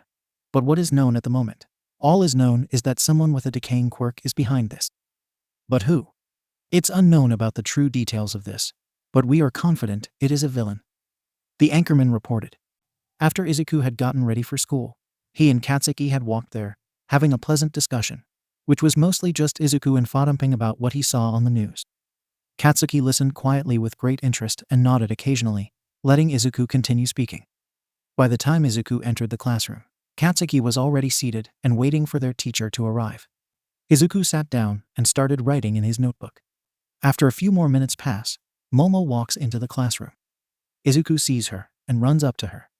"Good morning, Yaoyorozu. I finished the design sketch, if you want to look at it." Izuku smiled. The moment she registered his words, her eyes lit up, and she appeared to have sparkles around her as she almost bounced in excitement.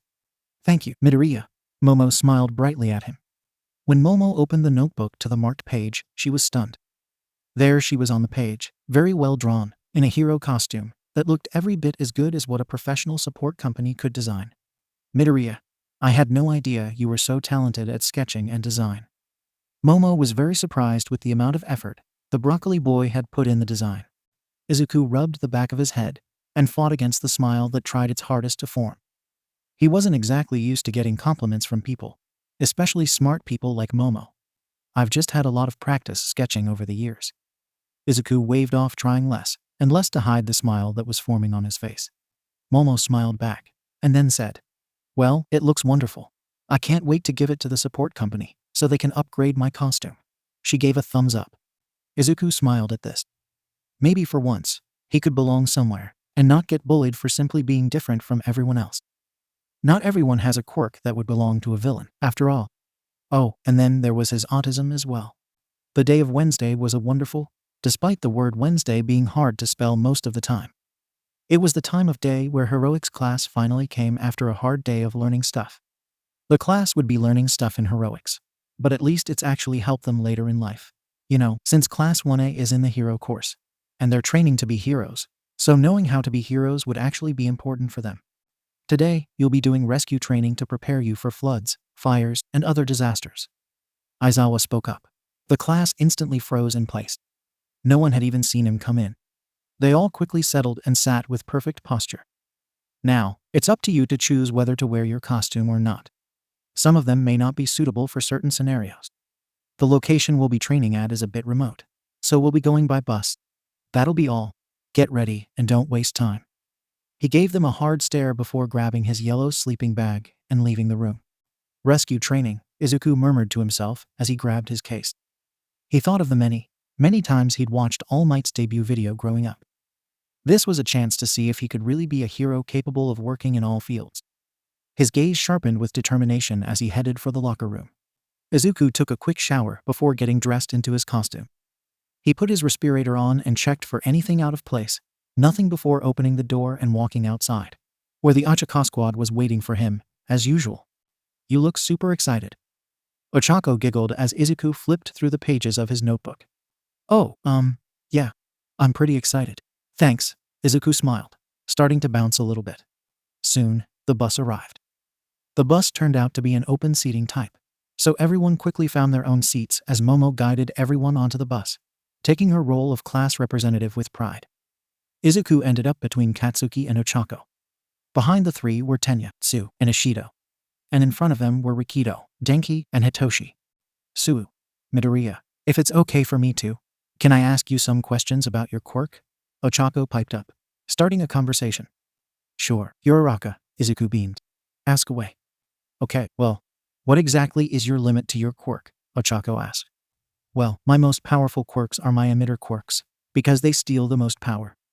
Since the overall power that I steal is my age times the original user's age. Then there are transformation quirks.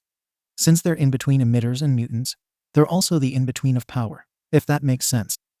When I take a transformation quirk, the overall power is my age times half of the original user's age. Though for mutant types, I just copy them," Izuku explained. "And I can also give my stockpiled quirks to others. If I'm giving the original user's quirk back to them, then the quirk's power is the original. But if I'm giving a person a quirk that's different to their own, then the power level is also transferred." "So, how many quirks do you have at the moment?" Ochako asked. "Well, I have 12 emitter quirks, 8 transformation quirks, and 5 mutant quirks, which means I have 25 quirks in total," Izuku replied, smiling. "Is there a limit to how many quirks you can have stockpiled?" Ochako continued to ask her questions. "From what Evaluate tells me, my limit of stockpiled quirks is 1,000, which is definitely a lot," Izuku giggled. "And my other weaknesses are that I forcefully activate a quirk whenever I steal one, or in a mutant type case, copy one. Speaking of mutant types, they're the hardest for me to control, since they require a ton of concentration to activate, since my body isn't fit for some mutant quirks. So my body has to try and adapt immediately, and deactivating them takes concentration as well, since my body has to reverse itself from what it adapted." "Do you have any other notable weaknesses?" Ochako asked. "Well, yeah. I can't use a quirk combination of more than 5 quirks, as you've seen. And I can't use more than 2 quirks in a combination, though one day, I'll hopefully be able to use more quirks in a combination," Izuku explained. A few minutes later, Aizawa piped up. "We're here. Look sharp now." Aizawa slipped out of his sleeping bag with practiced ease as he stood up and led them off the bus. A few short minutes saw everyone off the bus and walking into the gigantic dome-shaped building. When they saw what was inside the building, most of the students let out excited exclamations. "Holy crap! Are we at Universal Studios Japan?" Denki questioned gleefully, making several others turn and deadpan at him. "Not quite," a voice that seemed like it was being heard through a speaker or old radio called out to them. Ochako let out a loud gasp as the group turned to face the speaker. "There's the flood zone, the conflagration zone, the landslide zone, every disaster you can imagine." The woman speaking wore a very puffy astronaut-styled suit and yellow shoes. Her arms were held wide as if to welcome them all. "Oh," Izuku exclaimed, his eyes bright as he recognized the hero. "It's Space Hero 13. She's one of the top-rated rescue heroes in Japan. I freaking love 13. Ochako was bouncing up and down in excitement, her brown eyes sparkling as she looked at the pro. Izuku was fairly certain he now knew who Ochako's favorite hero was. "All right, settle down, everyone," 13 commanded. "This training ground that I created is the perfect site to put your heroism to the test. I call it the Unforeseen Simulation Joint. 13, where's All Might? I thought he was supposed to be meeting us here." Aizawa questioned his colleague. "Well," 13 sighed, before subtly holding up 3 fingers. "I'm afraid he got caught up in quite a few incidents on his way to the school this morning. He's exhausted himself. He's resting in the break room right now, though he did call to tell me he would try to make it to the latter half of the class. That man is the height of irrationality. At this point, he should just move onto the campus already and be done with it." Aizawa sighed while pinching the bridge of his nose. Well, no point in wasting time. We'll start without him. Of course. But before that, I have 1 or 2 points. 13 said, before pausing. Or 3, maybe 4. Her voice started sounding a bit sheepish as she continued.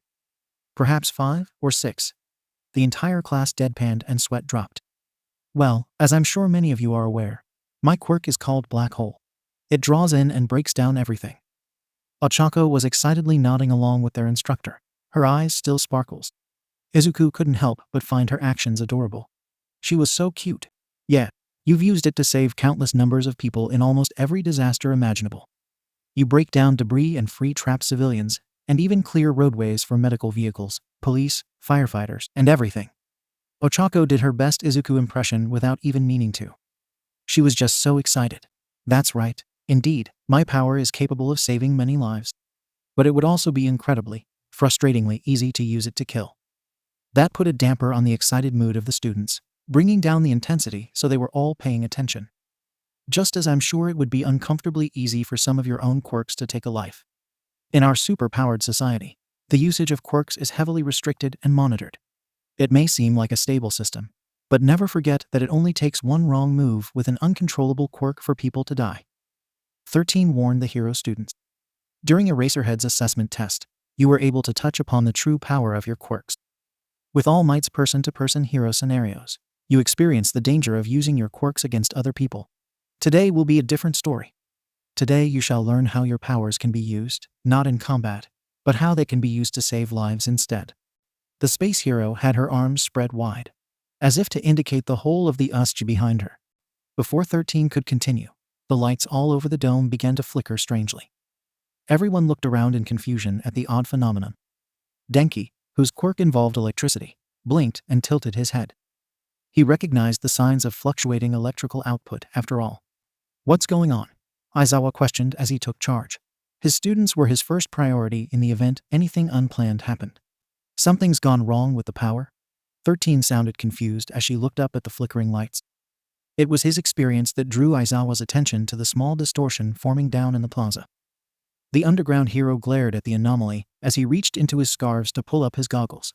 Ever so suddenly, a person made of purple fog with 2 glowing eyes appeared out of nowhere, and several villains stepped out. One of them was the guy who needed chapstick in the previous chapter. But this time, he has severed hands all around himself. How disturbing. This isn't part of the class, is it? Ijiro questioned as everyone was looking at the large group coming from the smoke-like portal. No. Aizawa stated flatly, his tone dead serious. Those are villains. 13, aren't there intruder sensors here? Momo asked the pro. Of course, there are. But they're not activating. I'm even using the manual override. 13 revealed the small device in her hand. It was a control for the ASTU systems. The touchscreen was filled with a single large message that said, Error 403. System has timed out. Enjoy the chaos. Kaminari, try to reach the school with your personal communicator. Aizawa instructed. Yes, sir. Denki nodded as he tapped the device on his ear. Oh, damn it. The blonde cried out a second later as he practically tore the communicator off his ear. Even from a distance, everyone could hear the horribly loud shrieking of feedback interference coming from the device. They've jammed the frequencies, he called out as he held his ringing ear. I doubt they snuck into the main campus as well. They picked the perfect time to attack here, with the fewest pros and multiple targets. They clearly have an objective, and have brought in quirks to reach that objective, which includes someone capable of jamming outgoing signals. Katsuki pointed out. Then, why come here at all? What are they trying to achieve? If they want to capture heroes, they should go after the UF faculty alone, Mina shouted out. The large, swirling smoke-like portal closed after a large monstrosity of a creature emerged and stood behind the man covered in severed hands. Izuku would have tried to count how many villains there were, but he was dealing with something he'd never dealt with before. The large creature was grating against his quirk's sensing ability. It came off as a mutant type, but it wasn't just one. That shouldn't be possible in most normal circumstances. That big one, the monster-looking thing, it has multiple quirks. Mutant types. I just don't know what they are, Izuku exclaimed. Aizawa's eyebrows rose at the information given to him by Problem Child #2.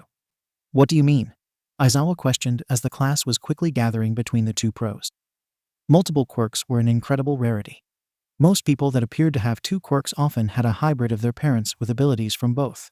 Todoroki was a perfect example. To actually have two completely separate quirks was something like 1 in 100 million odds. I don't understand it. I've never sensed things like this before. Izuku shook his head and wiped the sweat from his brow. The suit-wearing guy, the one that created the fog, gate, or whatever. He has two quirks. One mutant, the other emitter. But it's not right. Not right. How? Aizawa needed clarification. Midoriya was obviously dealing with something he'd never encountered, and it was making the team lose focus. His emitter quirk. It's one quirk. But not really? I don't know how to explain it. 3 quirks least. How? I don't understand.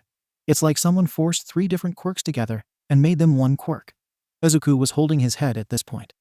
This didn't make sense. Something wasn't right. But there was no way of telling exactly what it was. His thoughts were starting to get a little chaotic, as he was overwhelmed by the feeling. This is strange. The man spoke with a raspy voice. The schedule we stole said All Might, 13, Eraserhead, and Class 1 would be here. So where's All Might? He questioned, scratching at his neck. His red eyes staring at everyone up on the platform with nothing but disgust. All of Class 1 felt a tremor go up their spines at the look. It was, to put it simply, inhuman. Whatever, Midori is here. So let's just grab the kid and go. One of the villains snarled. 13, get the students out of here. Aizawa ordered as he pulled on his goggles and leapt down the stairs towards the large group of villains. With his capture scarves in hand, he picked out his first targets. 13 was corralling the students and urging them towards the exit. But that option was quickly cut off when the security shutters around the OSG began to slam closed. The humanoid fog villain appeared in front of them. Izuku's evaluate quirk was still trying to puzzle out what the hell was going on with this guy. His head had never hurt like this from any of his analysis. Good afternoon, hero students. Several of the class dropped into fighting stances in front of the villain as 13 quickly placed herself between the villain and the students. We are the League of Villains. I hope you'll forgive our audacity, but we are here today with a declaration of war.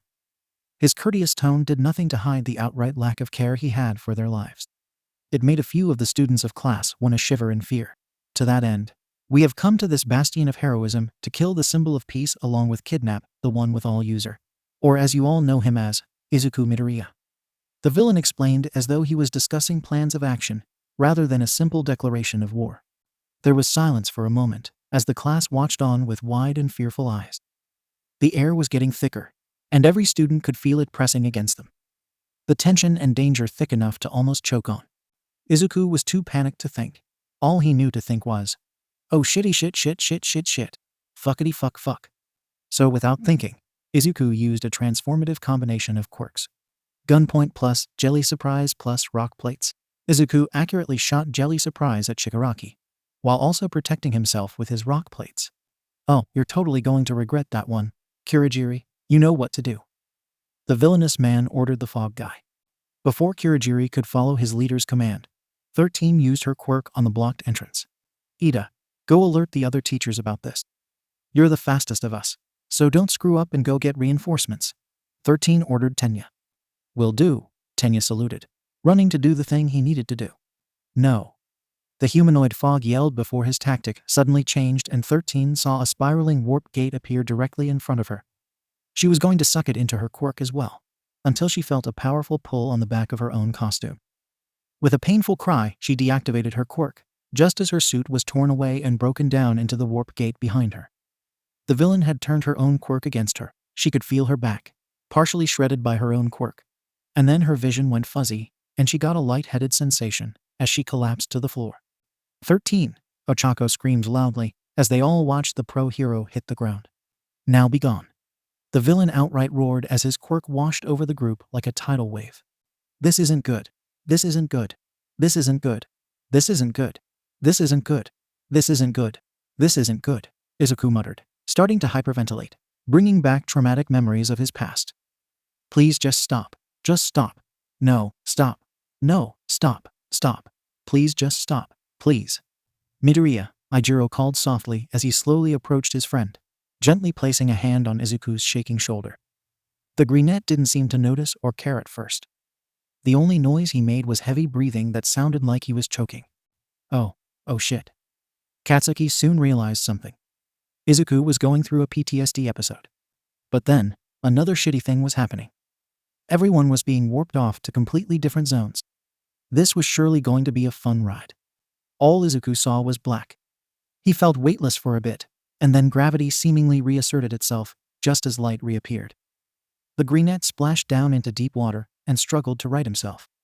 He just barely caught the vague movements of a silhouette from the corner of his eye, when it abruptly filled his entire field of vision, at an incredible speed. Midoriya, Tsu swam in, out of nowhere, and delivered a powerful double kick to the shark form user's face. Her long, prehensile tongue shot out and wrapped around his waist, and with a powerful kick of her legs, they were rocketing towards the surface. In just a few short moments, Izuku was tossed onto the deck of the fake yacht. "Is Midoriya all right?" Hitoshi asked the frog girl. "Yeah, I'm all right. Thanks, Tsu." Izuku thanked as he glanced over the edge of the boat to see over a couple dozen villains in the water. "No problem, Kiro. But we seem to be in trouble here, Midoriya," Tsu mentioned, looking over the edge as well.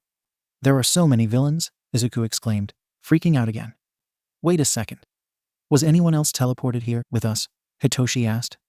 "I couldn't see anyone else in the water, so I don't think so, Kiro," Tsu replied. Meanwhile, at the mountain zone, there were even more villains than the flood zone, which left the ones that fell there surrounded. What the actual fuck? Kyoka cursed as she, Momo, and Denki were surrounded. The last few moments had been a blur for them.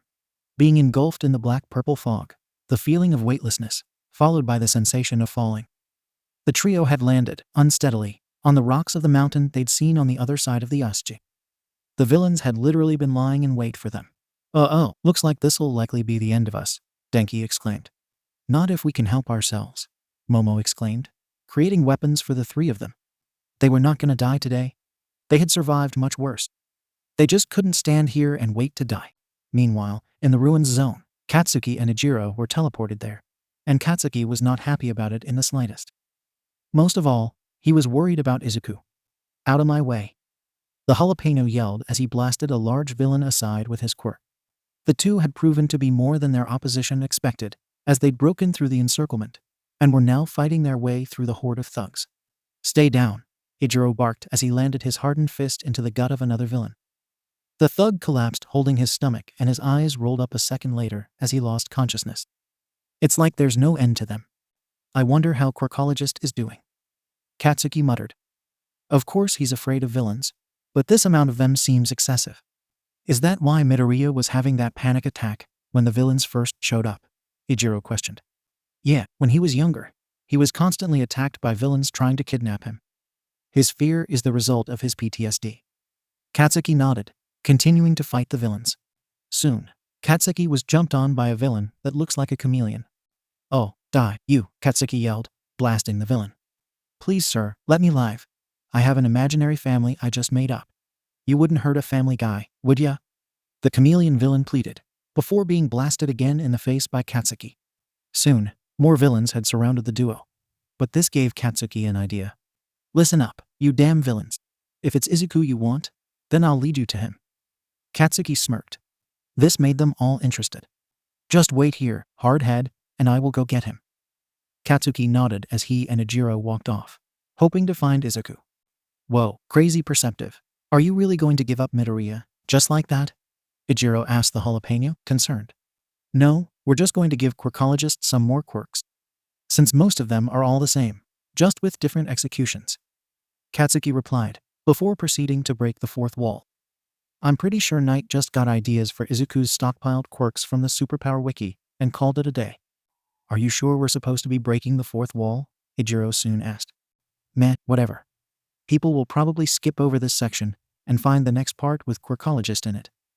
Katsuki apathetically shrugged. True. Ijiro also shrugged. Meanwhile, back at the flood zone, Izuku, Tsu, and Hitoshi were assessing the situation. These guys are all suited for aquatic combat. That means they knew about the Usge's layout. But they warped Tsuyu here, who's perfect in this zone. So it's likely that they don't know about our quirks, except for mine. Izuku was mentally putting the pieces together to try and figure a way out of their current situation. These guys also haven't tried to climb on board the boat. That means they're best suited to aquatic combat, or their quirks might literally require them to be in direct contact with water to work. We can take advantage of that. "What's the plan, Kiro?" Tsu asked. "They don't know our quirks, And I assume that they don't know about my stockpiled quirks. So we need to work with the element of surprise here, Izuku explained. Speaking of quirk, Shinso, what's your quirk? Tsu asked Hitoshi. I can do two things. I can mind control people as long as they respond to me in a conversation, Hitoshi explained. And I have super strength, but it comes at a price. Once I use it, I'm pretty much out of commission. Oh yeah, you have two quirks, right? Izuku asked. Hitoshi immediately looked like a mixture of flustered and angered. What? No. You're the only one with more than one quirk, Hitoshi yelled, slightly scaring Izuku. Shintoshi, I didn't mean to. I thought that. I'm sorry. Izuku apologized. Do you often combine people's names like that? Hitoshi asked, raising an eyebrow. Only when I'm anxious, Izuku answered, somewhat sheepishly. Whatever. Let's just keep our focus on escaping this place alive first, Hitoshi exclaimed. In that moment, Izuku was freaking out. Izuku, come with us. The League of Villains will become even greater with you on our side. Come on, Izuku. All for One will be very proud to have you join the League. We're waiting, Izuku. Izuku started to hyperventilate as his trauma started coming back to him. He felt his breathing start speeding up and saw black spots appear in front of his vision. It seemed that everything was going crazy in his head all of a sudden. His heartbeat picked up to the point where it sounded loud in his ears. Everything became too overwhelming, and he started shaking and hyperventilating. However, Tsu walked up to Izuku and hugged him from behind. SHHH. Just breathe, Kiro. Tsu instructed, calmly. You're safe, I'm here. Take deep breaths. In, out, in, out. Izuku stopped hyperventilating, but he was still shaking like a leaf. Midoriya, what can you tell me about your quirks? Tsu asked the broccoli boy. Evaluate, an emitter quirk that allows me to analyze other people's quirks. Ignite, a transformation quirk that allows me to ignite parts of my body in flames, but my body heat depletes whenever in use. Tentacles, a mutant quirk that gives me tentacles that I can use at will. Hold up, an emitter quirk that allows me to hold my targets in place and move them in that state.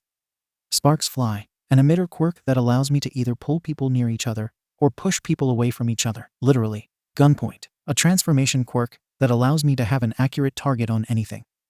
Ice Blade, a transformation quirk that allows me to turn my hand into a blade of ice.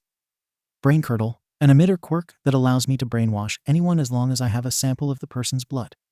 Regeneration, an emitter quirk that allows me to give targets or myself a small healing factor. Rock Plates, a transformation quirk that allows me to form rocky plates on whatever part of my body. Web Shoot, an emitter quirk that allows me to shoot out webs, which can be used to trap people or just for swinging around. Gummy Body, a mutant quirk that gives me an elastic body. Vine Whips, a mutant quirk that gives me whips made out of vines. Jelly Surprise, an emitter quirk that allows me to create a jelly that traps its targets within itself. Rhyming Reason, an emitter quirk that allows me to rhyme a phrase of words and the sentence becomes true. Heart Bomb, a transformation quirk that allows me to create shockwaves using my own heartbeat, though overuse results in heart failure. Hot Wings, a transformation quirk that allows me to form flaming wings on my back. Objectify, an emitter quirk that allows me to change objects based on what they're made of. Chameleon, a transformation quirk that allows me to change my color and make myself invisible. Ink Blast, an emitter quirk that allows me to blast ink out of my hands. Handcuff, an emitter quirk that allows me to handcuff an opponent to anything. Weight Loss, a transformation quirk that allows me to lessen my weight, but cannot gain weight unless going back to my original weight. Radio Signal, a mutant quirk that makes my mind connected to radio signals.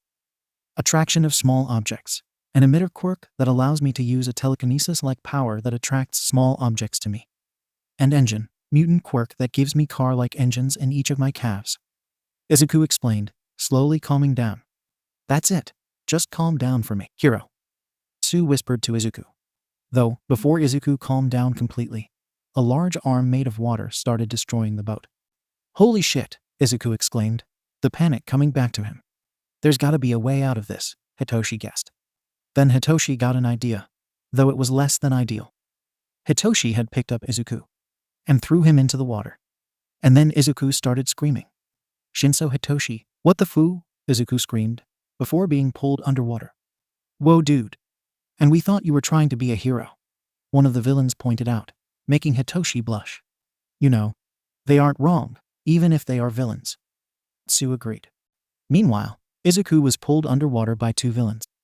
One was wearing a black, full-body wetsuit with shoulder pads, accompanied by gray gloves and armor-like boots.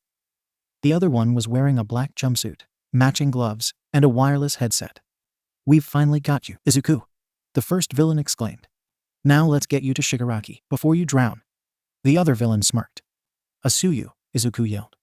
Izuku struggled to escape the villain's grasp.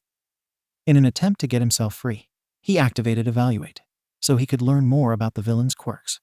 That first villain has an emitter quirk called Water Control, which allows him to freely control and manipulate water. The other villain has a mutant quirk called Oxygen, which allows him to generate oxygen for himself in places that contain no oxygen. Izuku thought to himself. In an act of self-defense, Izuku placed both of his hands on the villains' heads, taking and copying their quirks. Before long, Izuku pulled himself out of the water, while involuntarily using water control. When Izuku was in the air, Sue jumped out of the boat, while holding Hitoshi, and grabbed Izuku, using her tongue. "Take this, Delaware Smash," Hitoshi shouted, using his second quirk, making a whirlpool in the water. Soon enough, Sue realized that she was losing altitude. "Oh, we're going down," Sue exclaimed. "Not if I can help it," Izuku yelled. Hot wings plus web shoot plus engine. Izuku formed two flaming wings on his back, while forming engines on his legs, shooting strong threads of webbing out of his fingertips. Using this momentum from the webs to launch the trio towards the plaza, where Eraserhead was fighting several of the villains. When the three landed, Izuku deactivated his quirks, and noticed that Katsuki and Ejiro were there, with relieved looks on their faces. "Quirkologist, we thought you were dead meat out there," Katsuki sighed. "I almost was," Izuku nodded. Katsuki immediately pulled him into a tight hug. "Speaking of quirks, Crazy Perceptive thought you could use some more quirks," Ejiro said. "But just as long as you're okay with it." Katsuki followed up, letting go of Izuku. Sure," Izuku nodded. Meanwhile, back at UA, in one of the staff rooms, Toshinori was trying to contact someone on the phone. "The number you have dialed is not in service, or has been temporarily disconnected," the phone service informed. "Please check the number, and then try again. Thank you." Toshinori began to sigh. "Can't get through to 13 or Aizawa." Toshinori sighed. "Then again, they are teaching. Unlike me." Toshinori began to dial the number again. "I'm neglecting my duties because I spent the entire morning commute being heroic. An amateur move. What was I thinking?" Toshinori thought to himself out loud. "Maybe I should just show up and say something inspiring at the end. Yeah, that'll work. Get a good 10 minutes out of my hero form. Time to join my students before." "Hold your horses," Nezu called out. "Hello, Nezu, sir," Toshinori grunted. "What may I do for you?" "That's me. The one who could be a mouse, or a dog, or a bear. Though the only important thing is..." Nezu smiled. "I'm the principal. Your fur looks especially well-groomed and glossy today, sir," Toshinori complimented. "Why thank you, Toshinori. The secret is keratin." Nezu smirked. "I'm not sure that humans can get this kind of lustrous shine." Toshinori began to look away from Nezu for a moment, to continue to dial the number he was trying to dial. "But we can talk about grooming later." "Look at the news," Nezu exclaimed. "Shall I read it to you?" "Go ahead. It says you resolved 3 incidents in just 1 hour. And your point is, the fault mainly belongs to the ruffians who still cause trouble in this city despite you being here." Nezu shook his head.